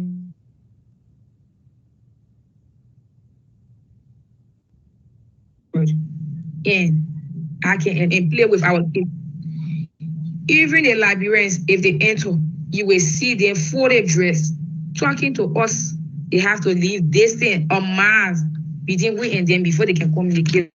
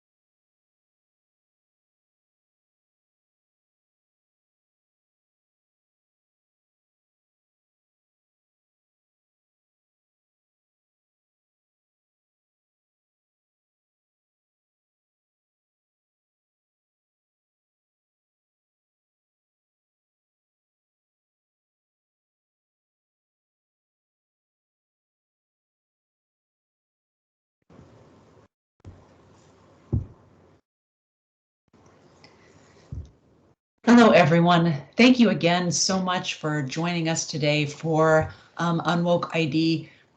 We know that this is a profoundly important topic, and right now we are working through some of the logistical challenges presented by one of the I think many roadblocks that we all seem to encounter on a day-to-day basis. For us, it happens to be weather.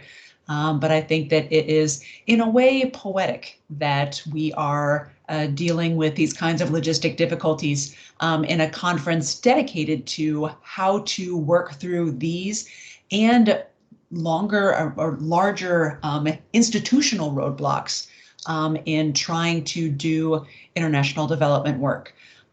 So my name is Elizabeth Searing. I'm also an assistant professor here at the University of Texas at Dallas. I would say I talked for a little bit yesterday, but I know I talked for longer than a little bit. So thank you for everyone that joined us then. And I hope that everyone is able to hear and has been enjoying the presentation so far. I'd like to thank the organizers, to Jesse and Camila for putting this together. And especially coordinating all of our different speakers from all around the world. I think that it would have been easy to put together a program where people like us sitting here in Dallas were able to kind of give our thoughts and opinions, but it's worth so much more to actually empower individuals from all over the globe to talk about this issue. And so what would a conference on being aware of these issues, what would we be if we weren't actually using the opportunity to give a platform to these to all of our fellows around the globe? And I can hear Dr. Hansen DeFusco, so I am going to pitch it over to you.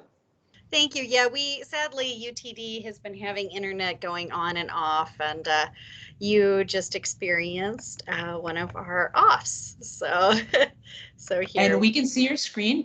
There we go. Perfect. All right, so everyone, back to the show. Thank you so much.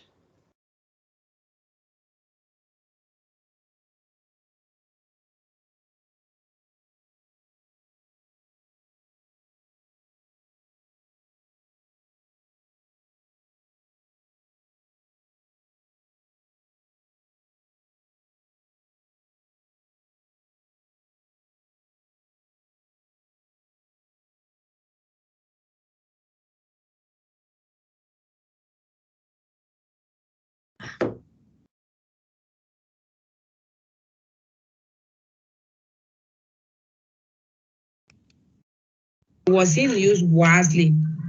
Others will have the idea of putting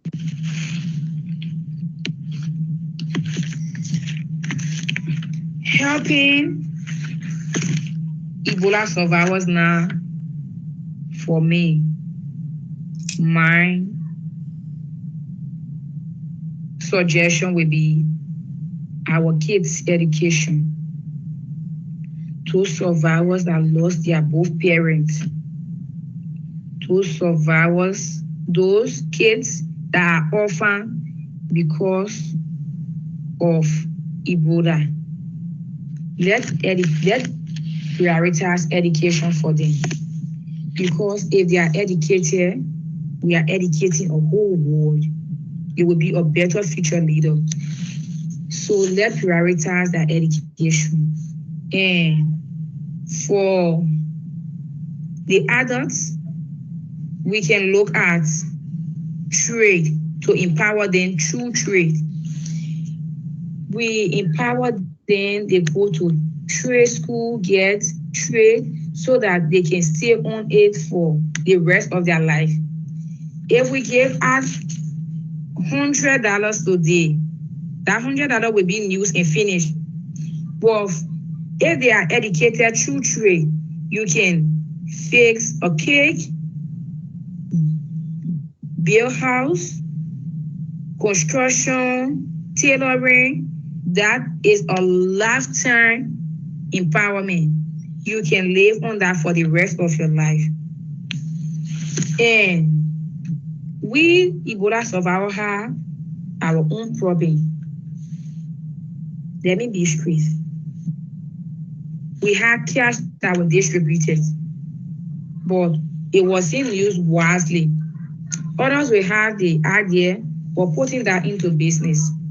In order, we feel that this is just for me to find food and eat it, and this be my end. So that also had part on us as Ebola survivors, because you just thinking that this cash was given only for now, and the cash is over. You are not getting free cash any longer.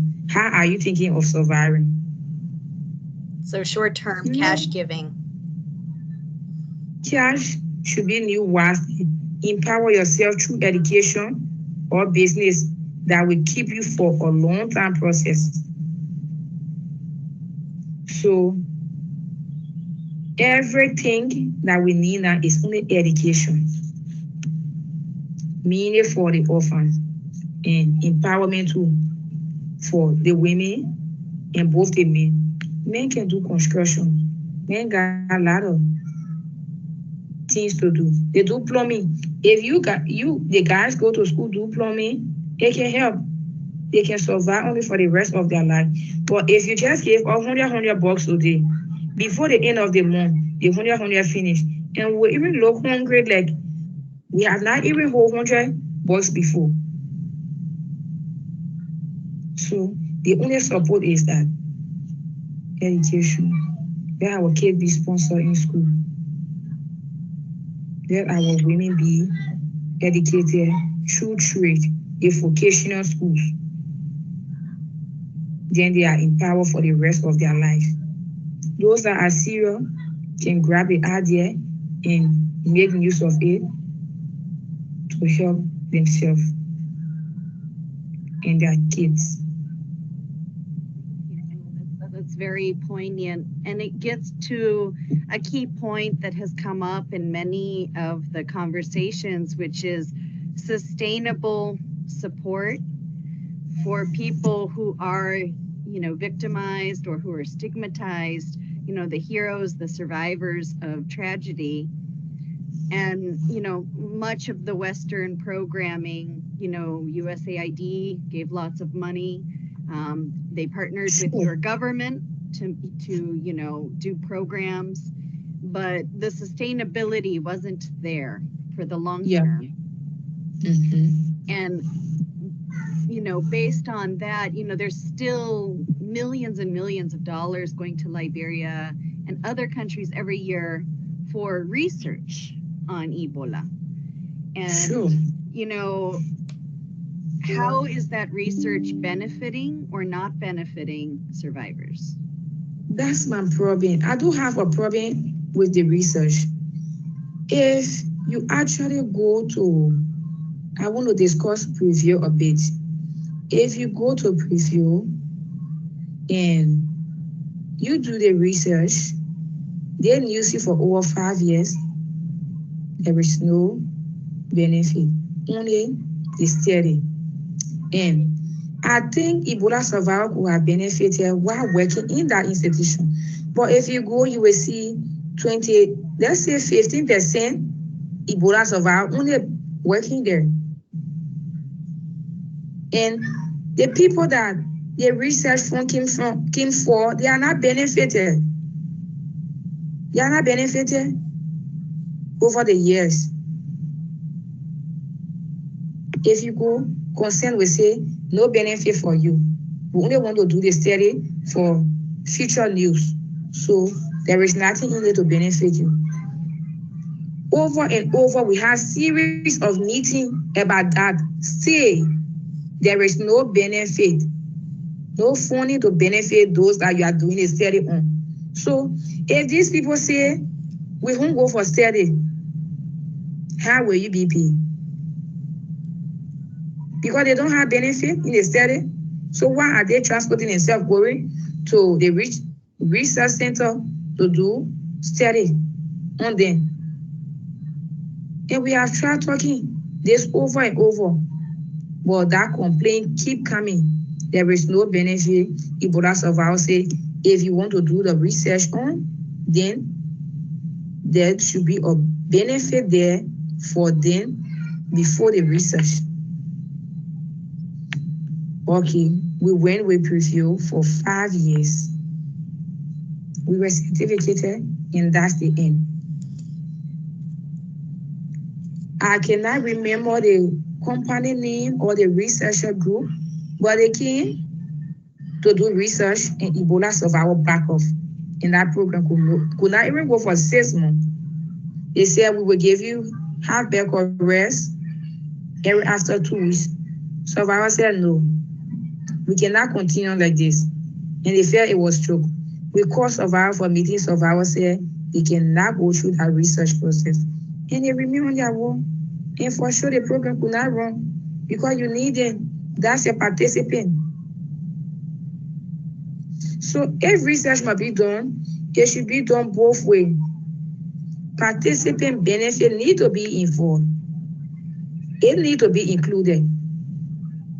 If you say because you are participating in this research for 5 years, I will send you to this trade school to empower you, but I cannot give you the cash because the cash won't last for you forever.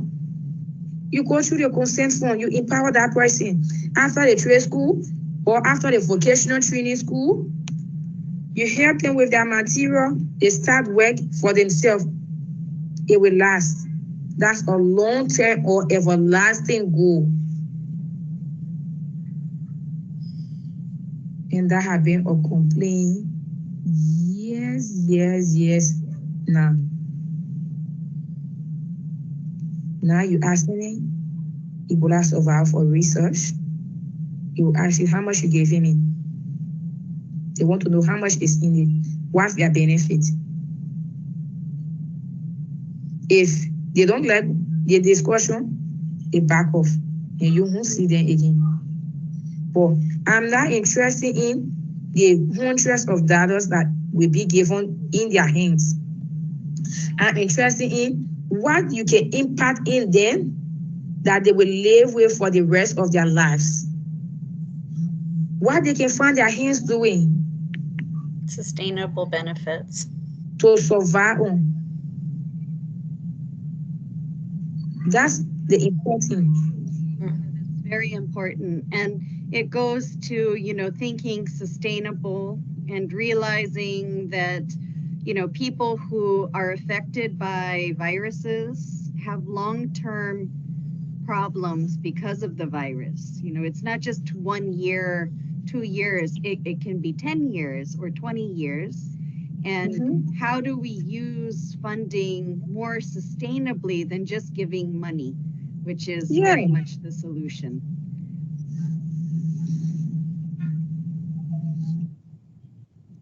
No, thank you so much. I just want to say thank you for participating, sharing your story. That was survivors now are out of high school. They are out of high school, no means to go to university. If we were having funding, to get scholarship for them going to university, that would be a better one for them. If they are educated, they will be able to defend themselves in society. And be a great benefit to them. They will not have to beg anybody for $5, but they will be able to apply for a job that they will earn a salary.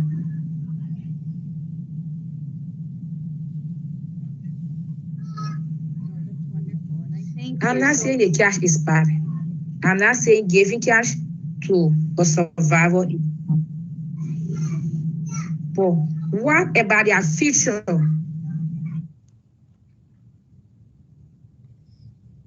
How long will it last?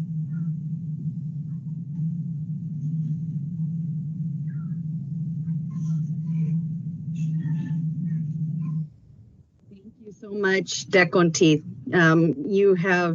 You are so kind to share your story, your expertise, and to give advice on how to make the system better for people affected. We just here at the University of Texas want to say thank you to you and all the survivors. And, you know, your message is heard when we will share it. So thank you. Thank you so much. I appreciate the platform and thank you for getting me on board.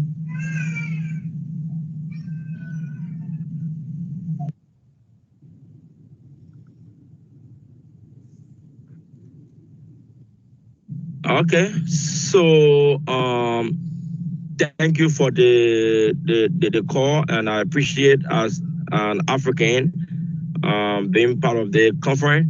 Let me say thanks to Jesse for connecting me. I'm Patrick S. Fale. I joined the team of experts from Liberia on this call.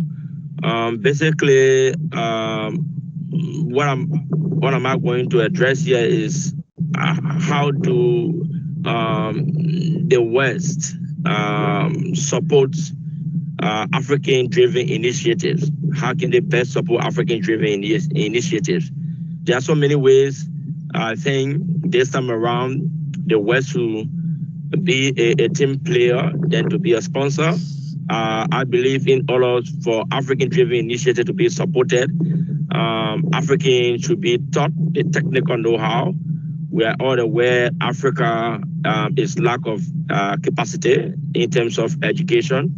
How can we partner together? There are many international and national organizations from the Western diaspora that will come in to carry on all of improvement in Africa. But I believe the level in which Africa has reached is for Western countries to sit at the back and play a partnership role, more like a partnership role. If you ask me for my own personal advice, from the economic perspective, you will realize that we want the Western countries or the West, who have been our long sponsors, to be our partner this time around in supporting, therefore, for example, our agricultural system. They should come and provide the technical expertise, and let the Liberian themselves or the African themselves continue working by themselves. So the Western countries can provide the knowledge in agriculture in order to build our economy. That is African-driven initiatives in agriculture. From the political perspective, they could also support our initiative by working with anti-graft institutions, the Liberian Anti-Corruption Commission, the General Auditing Commission. Those are anti-graft institutions that strengthen our political system. It helps to make sure that tax evasion cannot be done in Africa. It minimizes the issue that has to do with tax fraud. And if these things are put into proper perspective, it helps us generate more revenue. And when more revenue is generated, you have the trickle-down effect on the economy, a boom of the economy in terms of infrastructure. So our Western partners can help us in driving our own initiatives by being partner. For typical example, I work for the Partnership for Research on Vaccines and Infectious Diseases in Liberia. It's a U.S. joint clinical research program. First, in 2014, Liberia had a gap in research knowledge. Not many of our colleagues in the health sector knew about research. And because of previous involvement in research, most often donors, especially our Western partners from NIH and the rest of the other places that were supporting our research, will tell us, look, we cannot do this because it against our own spending procedures.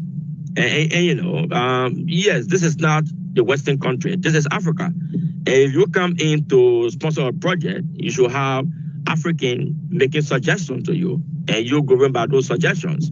That's why you are the sponsor. You know, so we could not achieve many things we could have achieved because the African value norms and culture were not followed. So what it did, we sat on the table as Africans and our Western partners to solve the issue. So this time around, Western partners should sit around the table to know exactly what our cultural norms and cultural values. And so as I speak to you, based upon our own engagement, all research institutions in Liberia, especially private research, are now being taken over by African, Liberian, Ghanaians, and the rest of the places. So in 2014, they did not have the knowledge, but now as I speak to you, based upon the partnership. So we want to see our initiatives being supported through partnership, not consultancy, and not to see most of our Western partners come into consult.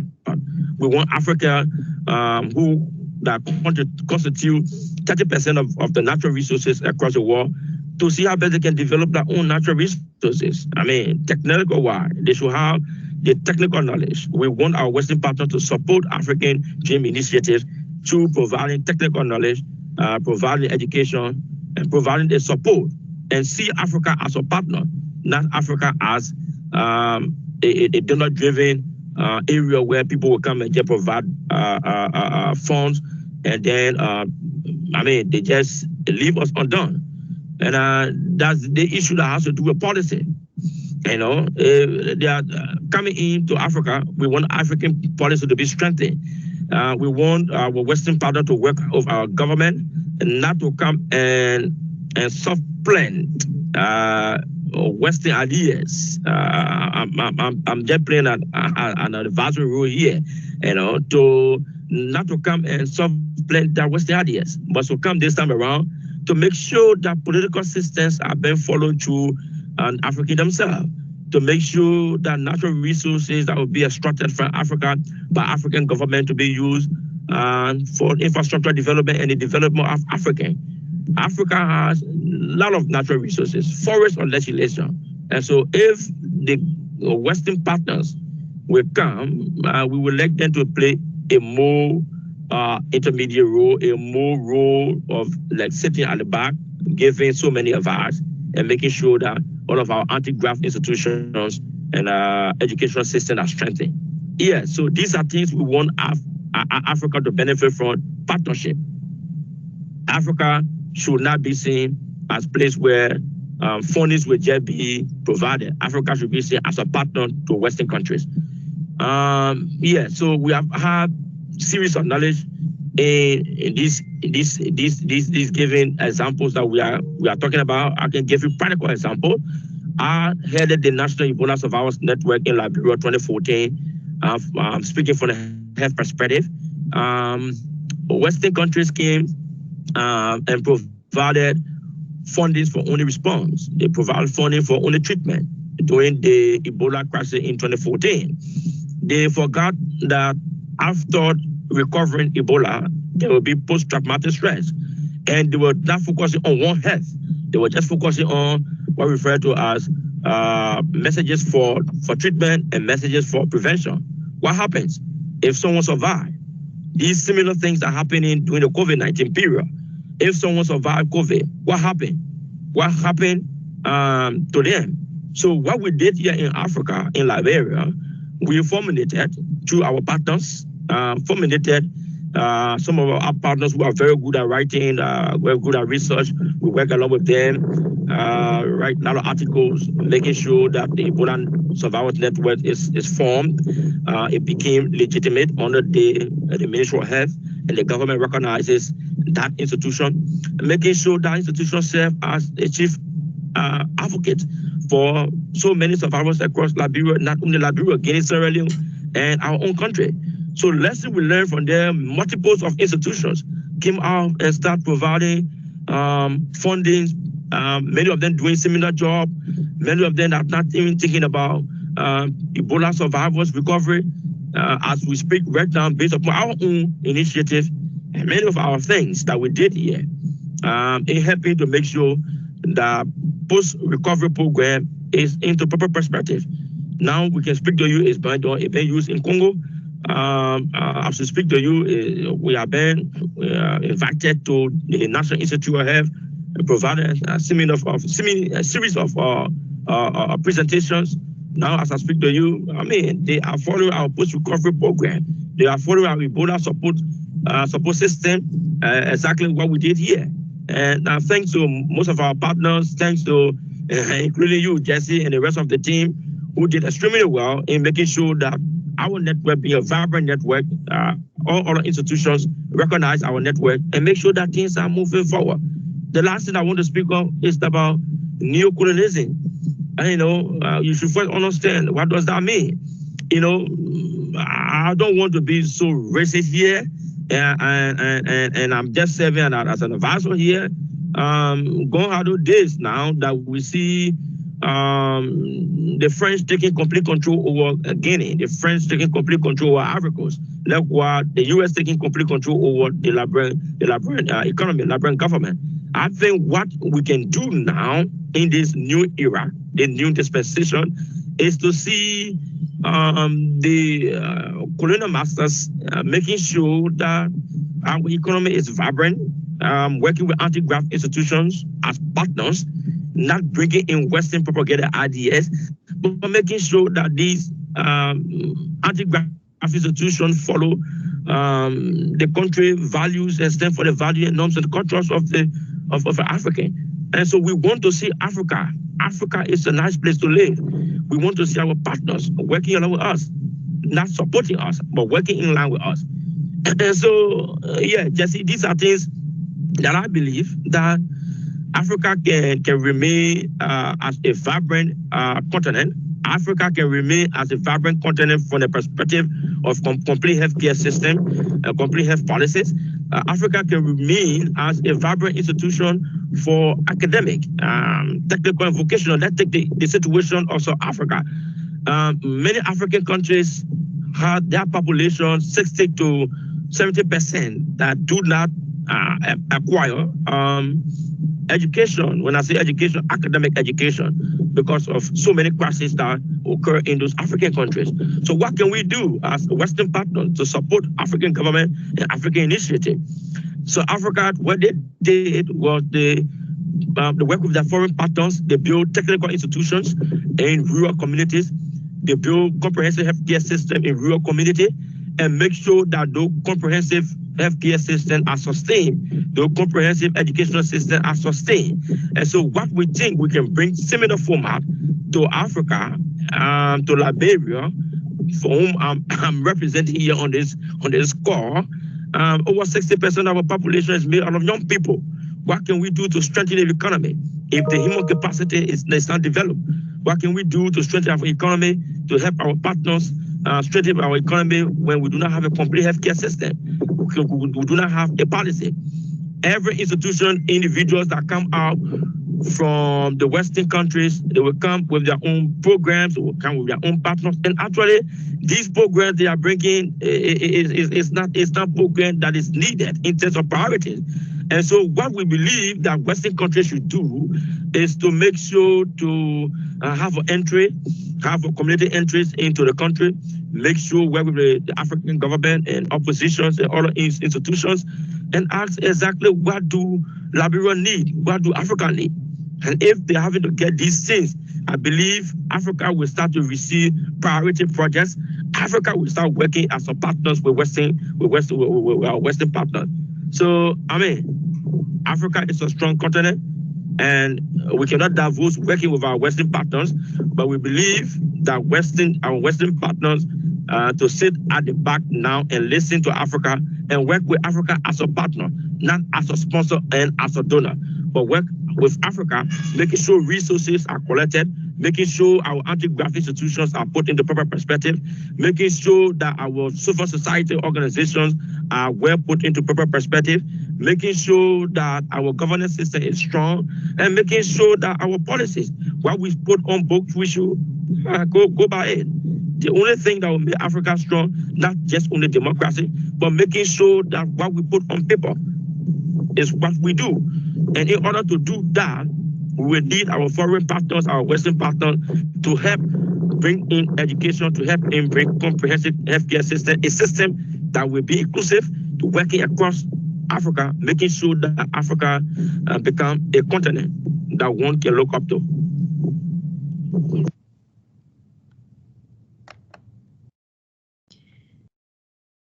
All All right. Can everyone hear me?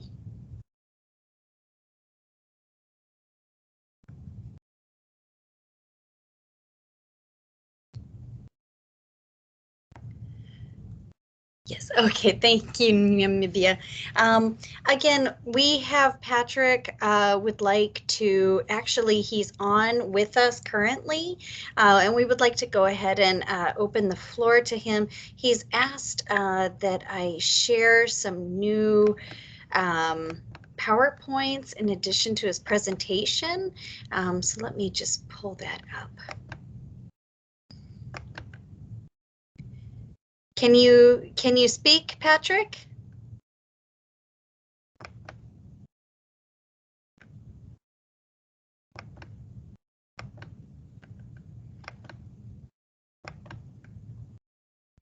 Patrick?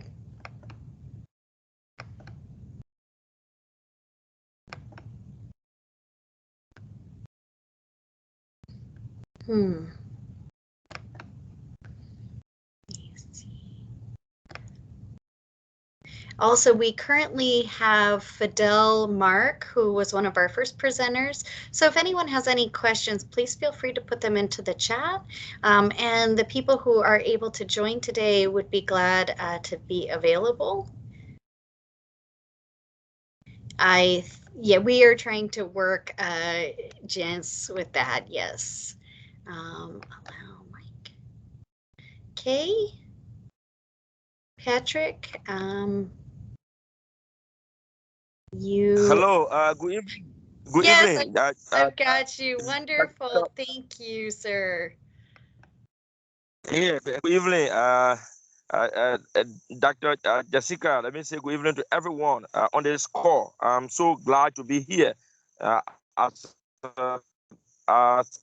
additional presentation. I'm so happy for all of us giving me the opportunity to be here to present to you. Thank you. Definitely. Thank you. And I've got your presentation up. Can everyone see it? Can you see it, Patrick? Yeah, I'm seeing it. Thank you. Okay. Go ahead then. Yeah. Thank you very much. And so, Dr. Jessica said, I'm Patrick S. Farley.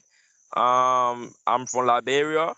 I work for the Partnership for Research on Vaccines and Infectious Diseases in Liberia.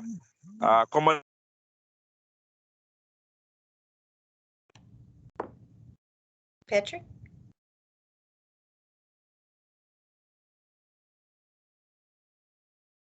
This is the internet problem. There you go. We get you back. Yes, I work with, I'm getting you clear. I work within the Department of Social Mobilization and Community Engagement. Over the period of time when Prevost started 2014, finding means to the Ebola crisis, trying to find vaccines that will prevent Ebola. We did not take into consideration major community involvement that has to do with advisory council. And so with the period of our Western partners that came in, and they were just merely focusing on how to get things started, how to get their sciences to work, how to get their scientists to work. And so last year, based upon our engagement with various community stakeholders, we came up with a decision to have a community being involved totally. And that's how we proposed and formulated the Prevail Community Advisory Group. And so the group, basically, if you check on the screen, look at the screen, it was there to recognize, important community consultation, collaboration. In clinical research, you have to collaborate with the community. You have to know exactly when do you engage the community from a social mobilization perspective. Like, for example, you cannot engage a Muslim community within at the end of the week in our country, because at the end of the week, which is on Friday, they go observe their various prayers. And so things were a little bit difficult. So we have to come with a community advisory group that we develop a proposal, and we establish this group. And as we speak, the group is in collaboration with Prevail, representing the various community. Can we please go to the next slide, please? And what was the purpose of instituting or establishing this community advisory group? We realized that cultural norms and cultural values in research, you have to follow the who-be participants. You have to respect their, you have to have right for them and respect their right. Be fair in whatsoever you will do when it comes to research. And we were not observing these things because many a times participants will come and we'll talk to them, but we don't give them more time to ask more questions and so that we can have a dialogue and consultation. And so the purpose of the group is to make sure that communication between the community and the research community. And so this group will make sure that whatsoever feedbacks from their community, from the various communities that we operate in, they will bring those feedbacks to us and we'll sit on the table and see how we can mitigate and find a solution to them. And so if we started first with having a community interest. How can we formulate this group? We have a focus group discussion. A focus group discussion is where we meet community leaders to know exactly what will it take to have a community advisory group. How do they look at it? From which perspective? Is it good? Can we have them involved? Can they take initiative of this community advisory group? And so the purpose, then, like I said, to make sure to have virtual communication on issues, ethical issues that might come up within the community, and they will also feed back to us that we can solve the problem with our various clinical research institutions. And so they also will play an advocacy role.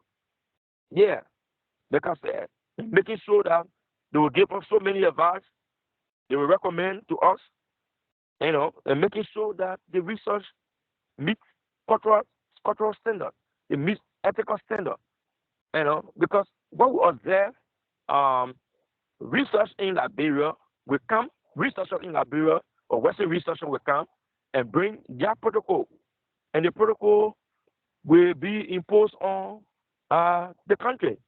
What do I mean? If you bring a protocol to work within a specific environment in the country, you should respect the cultural value and the cultural norms. If the protocol is already written from Western countries and want to be implemented in Liberia, it won't meet the consensus of the participants. Even though you have met all of your scientific requirements, your ethical requirements from regulatory boards, international regulatory boards, but you need to meet the community themselves and make sure that the protocol is translated into simple English so that they can understand and know with type of fairness, so that they can have ample time to look at it and they will want to recommend and form part of decision making. The people need to form part of decision making research. So our purpose of coming with the community advisory group is to make sure that we have the communication back versa, we have the feedbacks. Next slide, please. Next slide. So the goal to ensure research is conducted in their community, research that is being conducted that is relevant, not just any kind of research. Research should follow international standards. It will have all of the ethical guidelines.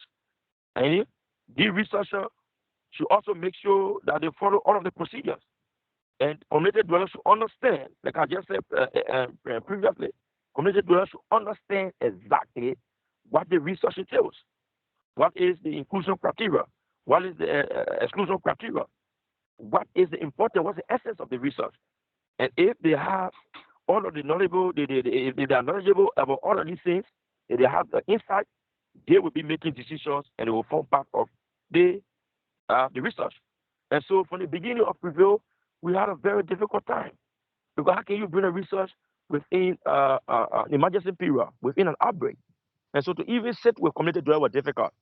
And so right after the outbreak, we decided, look, it would be good to have a community advisory group that will serve within the community with community dwellers, community leaders, so that they can help us to bring in issues that the community will be facing with back to the research. And that created a supportive environment. One of the goals is to create an environment. Sometimes you go in an environment is hostile. We were conducting one study that has to do with cement collection. In the Muslim community, you cannot collect cement. I mean, you cannot collect cement in the manner in which you want to collect it. Even though it meets the research standard, it meets the ethical standard, international standard, but it did not follow the cultural norms of those who want to participate. And so how do we navigate our way around to make sure we have more participants involved into it? We have to have a community advisory group, and we advise the people and make sure, explain the protocol, what the essence of it. The people got to know the essence, and automatically they started pulling in voluntarily, providing cement, and the scientists were doing their testing. So the community advisory group goals, one of it was to create a supportive environment to ensure research procedures are understandable, to ensure that the team has important information about the community, the team that you want to conduct the research with, to have important information. And so if you don't do that within a research naive country like Liberia, where research is just been known since 2014, it's not been like other African countries, we got difficulties. But however, when they come in with a community advisory group, things begin to pave a way for community interaction. Next slide, please. So the roles and responsibility of the community advisory group, like I said, we weren't having time in entering the community. There were difficulties. There was storming block, and so we needed to have community leaders. So we arranged focus group discussion. We arranged advocacy meeting. Advocacy meeting is meeting with stakeholders, religious community, and participants community, and making sure that they understand the research. And so these things build a genuine partnership. I mean, having the community on the other side of clinical research.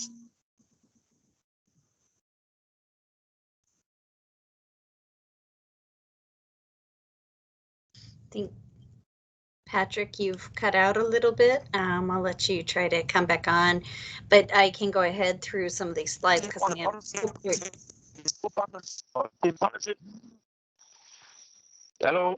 Hello, Patrick. You're back. Partnership authentic and make. Hello. Yep. Hello. You're good. Keep going. Hello. You okay? Next Keep slide. going. Next slide. Next slide. And so we arranged meetings. Meeting we had with, on a quarterly basis, and the community advisory group were being formulated, and meetings were being scheduled as per their desire. They were being contacted by participants, and they were being informed on some ethical issues. We have to take it to the principal investigators, and they came in, they settled those issues, review the protocols, and make sure that the protocol meets the cultural value, even though according to the international standards, it meets all of the international standards. But researchers should not forget that if you want to conduct a research, you have to make sure you have the community involved. So the community advisory group play a very vital role, making sure to cement the kind of relationship, a general relationship between the community and the research community. So in order for a research or clinical researcher or Western partners to have a genuine partnership, especially from the perspective of healthcare, of clinical research, they should always take the community into a serious account. Make sure that the community is involved and make sure that the community inputs are heard and decisions should be made on the table. Not decisions to be made abroad and that decision be brought to be supplanted within the research. The community will have a serious resistance. Next slide. Yeah, so based upon that, Dr. Jessica, we are succeeding right now in the previous research. We are going with preview 1, that is the vaccine study. We went with preview 2, trying to know the efficacy of the vaccine. We're going with preview 3, the Ebola natural history study. And based upon the community advisory group advice to the research team, the principal investigators, preview now is sailing smoothly, and we have conducted our 12th research program. And this is our 13th research program that we are on right now, working on COVID-19 research, making sure to know how the COVID-19 virus progresses in human, and what are the causes that family member will live in a household and identical person will come down with COVID and the rest of the other group will not come down with COVID. We want to know whether it is because of genetic, whether it is because of something else. The scientists want to know. And so because of our engagement, these things are smoothly going on. We have many people involved in our COVID-19 research. We have many people involved in our HIV research. We have many people involved in part of our research. And as I speak to you, review is sailing smoothly when it comes to research in Liberia. Thank you. Great. And, you know, I thank you for giving more detail about Prevail. You know, it's a good example, able it really highlights, you know, as more exogenous shocks happen with, you know, global warming and climate change and war, you know, there's going to be more and more outbreaks, more and more new conflicts that we haven't experienced. And so Prevail does offer a unique insight into how large scale projects can come in. And as you say at first, you know, maybe step on the toes of cultural norms, even though that, you know, they're being ethical by international or academic IRB standards. You know, there are violations that, you know, Westerners would not know, like Westerners like me would not know if it wasn't for wonderful people like you to advise us and, you know, and stop us from making bad mistakes. Were there any consequences because of Prevail coming in that first year or two, maybe not with as much community partnership as it needed? Was there any feedback in terms of fallout of people participating in the study who were Ebola survivors? And if so, you know, what is a lesson learned from that? Yes, so yes, there were a series of lessons learned from the Ebola natural history study precisely. From the beginning, Prevail started to work along with the Ministry of Health. You know, Prevail is a partnership between the U.S. government and the Liberian government. So the Ministry of Health was playing a more role significant to the research, and then not playing that significant role to the UB participants. And so lesson learned there is that researchers should always go down to the top, to the bottom if they want to be successful in research, making sure to meet the least participants within that research according to their inclusion criteria, making sure that whenever researchers want to conduct research, they should have a sufficient community engagement, meet with community leaders. A community could be the survivors community, the community could be the HIV and AIDS community, the community could be the COVID-19 survivors community. So if you want to have a research, you should not just take the research from top to bottom, meeting political stakeholders, meeting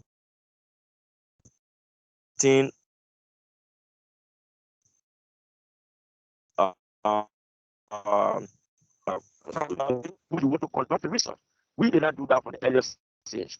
We realized that there were a lot of contentions raised in the survivors, that the survivors were not being looked at as a significant group in terms of the research. And so many of our colleagues, many of the survivors were coming into the research. Many of the survivors were being dropped out of the research, and Prevail have to recalibrate and come back with a more simple strategy by engaging the survivor leadership, engaging those who are working with the survivors from the various ETUs that in the various community, making sure bringing all of them on board in a conference, explaining the details of the protocol, explaining the details of the research. Yes, the research is important. The research was important to make sure to follow up the survivors in their post-recovery. But if you did not reach to them from the bottom to the top level, and they were already agitated, they were already angry with their own government because their government did not put in more time for their recovery program. and then you go to the government instead of you coming to them. I think researchers should also take into consideration that whenever you want to conduct research, you should meet those participants who you want to enroll, even though you will meet the government for your ethics and regulatory work, but you should take into consideration meeting the participants themselves. So lesson we learn from there, we have to go back. We did not begin the engagement with the research participants. We left them undone, and we were in the middle of the research. We observed that poor attendance, people were not being enrolled according to our target, and we have to readjust the protocol and send it for RRB approval and look at some ethical issues, review the protocol, set a committee, and then we came back. We enrolled almost over 900 Ebola survivors. And so, yes, these are lessons that we learned from the Ebola natural history study, and we learned a great lesson. That's wonderful. No, and you know, instead of thinking, oh, you know, we failed, it should be almost anticipated. One of the comments that came out from Andiwo Obondo from Kenya yesterday was that, you know, when you're trying new initiatives in, you know, new settings, like in different African nations, you know, you have to let go of these rigid constraints, these rigid expectations that are almost always set by Westerners arbitrarily. Instead of saying, hey, we need to give time and flexibility to be able to change the model based on the feedback we're receiving on the ground, you know, based on unanticipated issues, which, you know, groups like yours are able to fix. So in essence, this is a success story and a good example of how natural, you know, experiments, natural randomized control trials, you know, happen in different countries. It doesn't happen as smoothly all the time. And it requires flexibility and inputs from the people on the ground, particularly people like you. Yeah, I agree, Dr. Jessica. One lessons that I learned was the issue of our cultural value. In Liberia, if you invite a participant or you invite someone to your house, if the meeting goes for above 30 minutes, you have to provide food. You have to provide lunch for that person. That is our culture. But then the protocol that was the protocol that was written, the protocol that was written for the Ebola natural history study says we could not provide food for participants, and we're meeting them within 1 hour. And it was because of the National Institute of Health policy. It's U.S. taxpayer money, according to the researcher, the principal investigator. U.S. taxpayer money cannot be used on food. So it created a kind of hurdles. It created a kind of major setback in our recruitment process. And so if we go to meet a community, and then the community in a meeting for over 1 hour, 2 hours, we're explaining protocol, inclusion criteria, exclusion criteria, trying to explain to them the simplest thing, getting the PR on board, the express on board, and getting the Liberian express on board. And then more than 1 hour, hey, somebody raised their hand and said, oh, are we not going to eat here? We left our business schedule and come here. We have not eaten from this morning. And then on the other hand, the research sponsors, the donors are saying, look, it's NIH money, National Institute of Health money, and cannot be used for food. I mean, for that kind of purpose. And so we justify why it should be done, because when you are conducting research in a research naive country or in Africa, you should respect the norms and cultural values of that particular African country.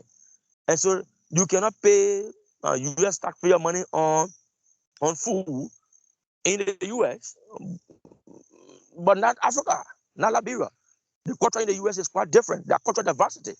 So we took almost about 6 months wasting our time We have to fetch money outside of the research and making sure that we meet up with that particular system, because it is a system, it's a culture in our country. So you had to find resources outside of the study to get participants on board by meeting cultural norms? Yeah, because it was straightforward measure that you cannot use the United States government taxpayer money from the NIH, National Institute of Health, to provide food. Yeah, that you cannot do that according to them, and they were bringing the funding, and they have the authority on the funding, and so, but we on ground insisted that we cannot recruit.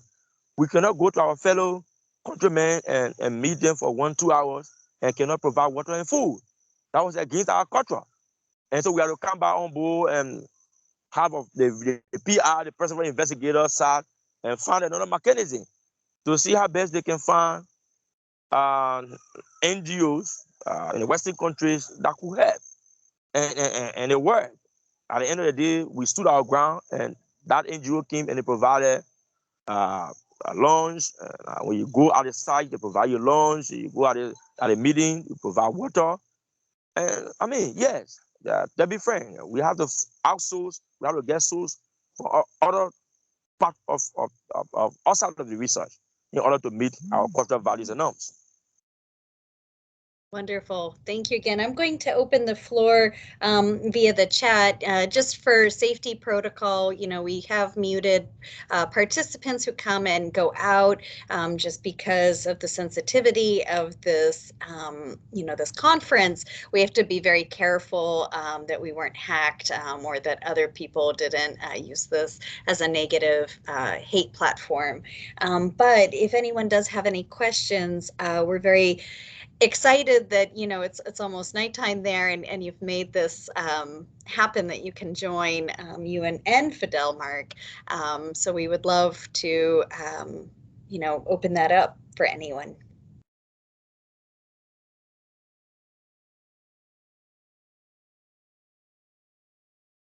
Well, it looks like we don't have anything popping up, Patrick. I think your presentation is very thorough. I will share your contact information with anyone who is interested in this. And I just want to say thank you again, you know, to Deconti, to Patrick, you know, to Tambu and her incredible associates, Demita, who helped organize so many of these conference meetings. And then, of course, to Fidel Mark, who gave a presentation in a second language and was very impressively done. These are just incredibly heartfelt, heartbreaking, and inspiring all stories, and just really teach a lot of us, especially in the West, how we can help you best. And that's really our goal, is to advance the dialogue, you know, with you in the driver's seat, telling us how we can help. So I want to say thank you again. Tomorrow we will be having our last day of this conference at 11 o'clock, including starting off with our esteemed speaker, Sakil Malik, who is a highly regarded international nonprofit expert with decades of experience. He has been in leadership positions at top nonprofits that work internationally. You know, born in Bangladesh, working in Bangladesh, you know, and then now working in dozens of nations around the world. A lot of the people that will be speaking tomorrow, in total, the speakers alone have almost 100 years of work experience among them, and they'll be really providing their perspective as people of color from the global South, and now getting to work at higher levels internationally around the world, and really get to give us feedback on, you know, what are ways that institutions for international development are doing it well and are still maybe not doing it quite right. So we hope you can join us tomorrow. Thank you so much. Thank you. Thank you.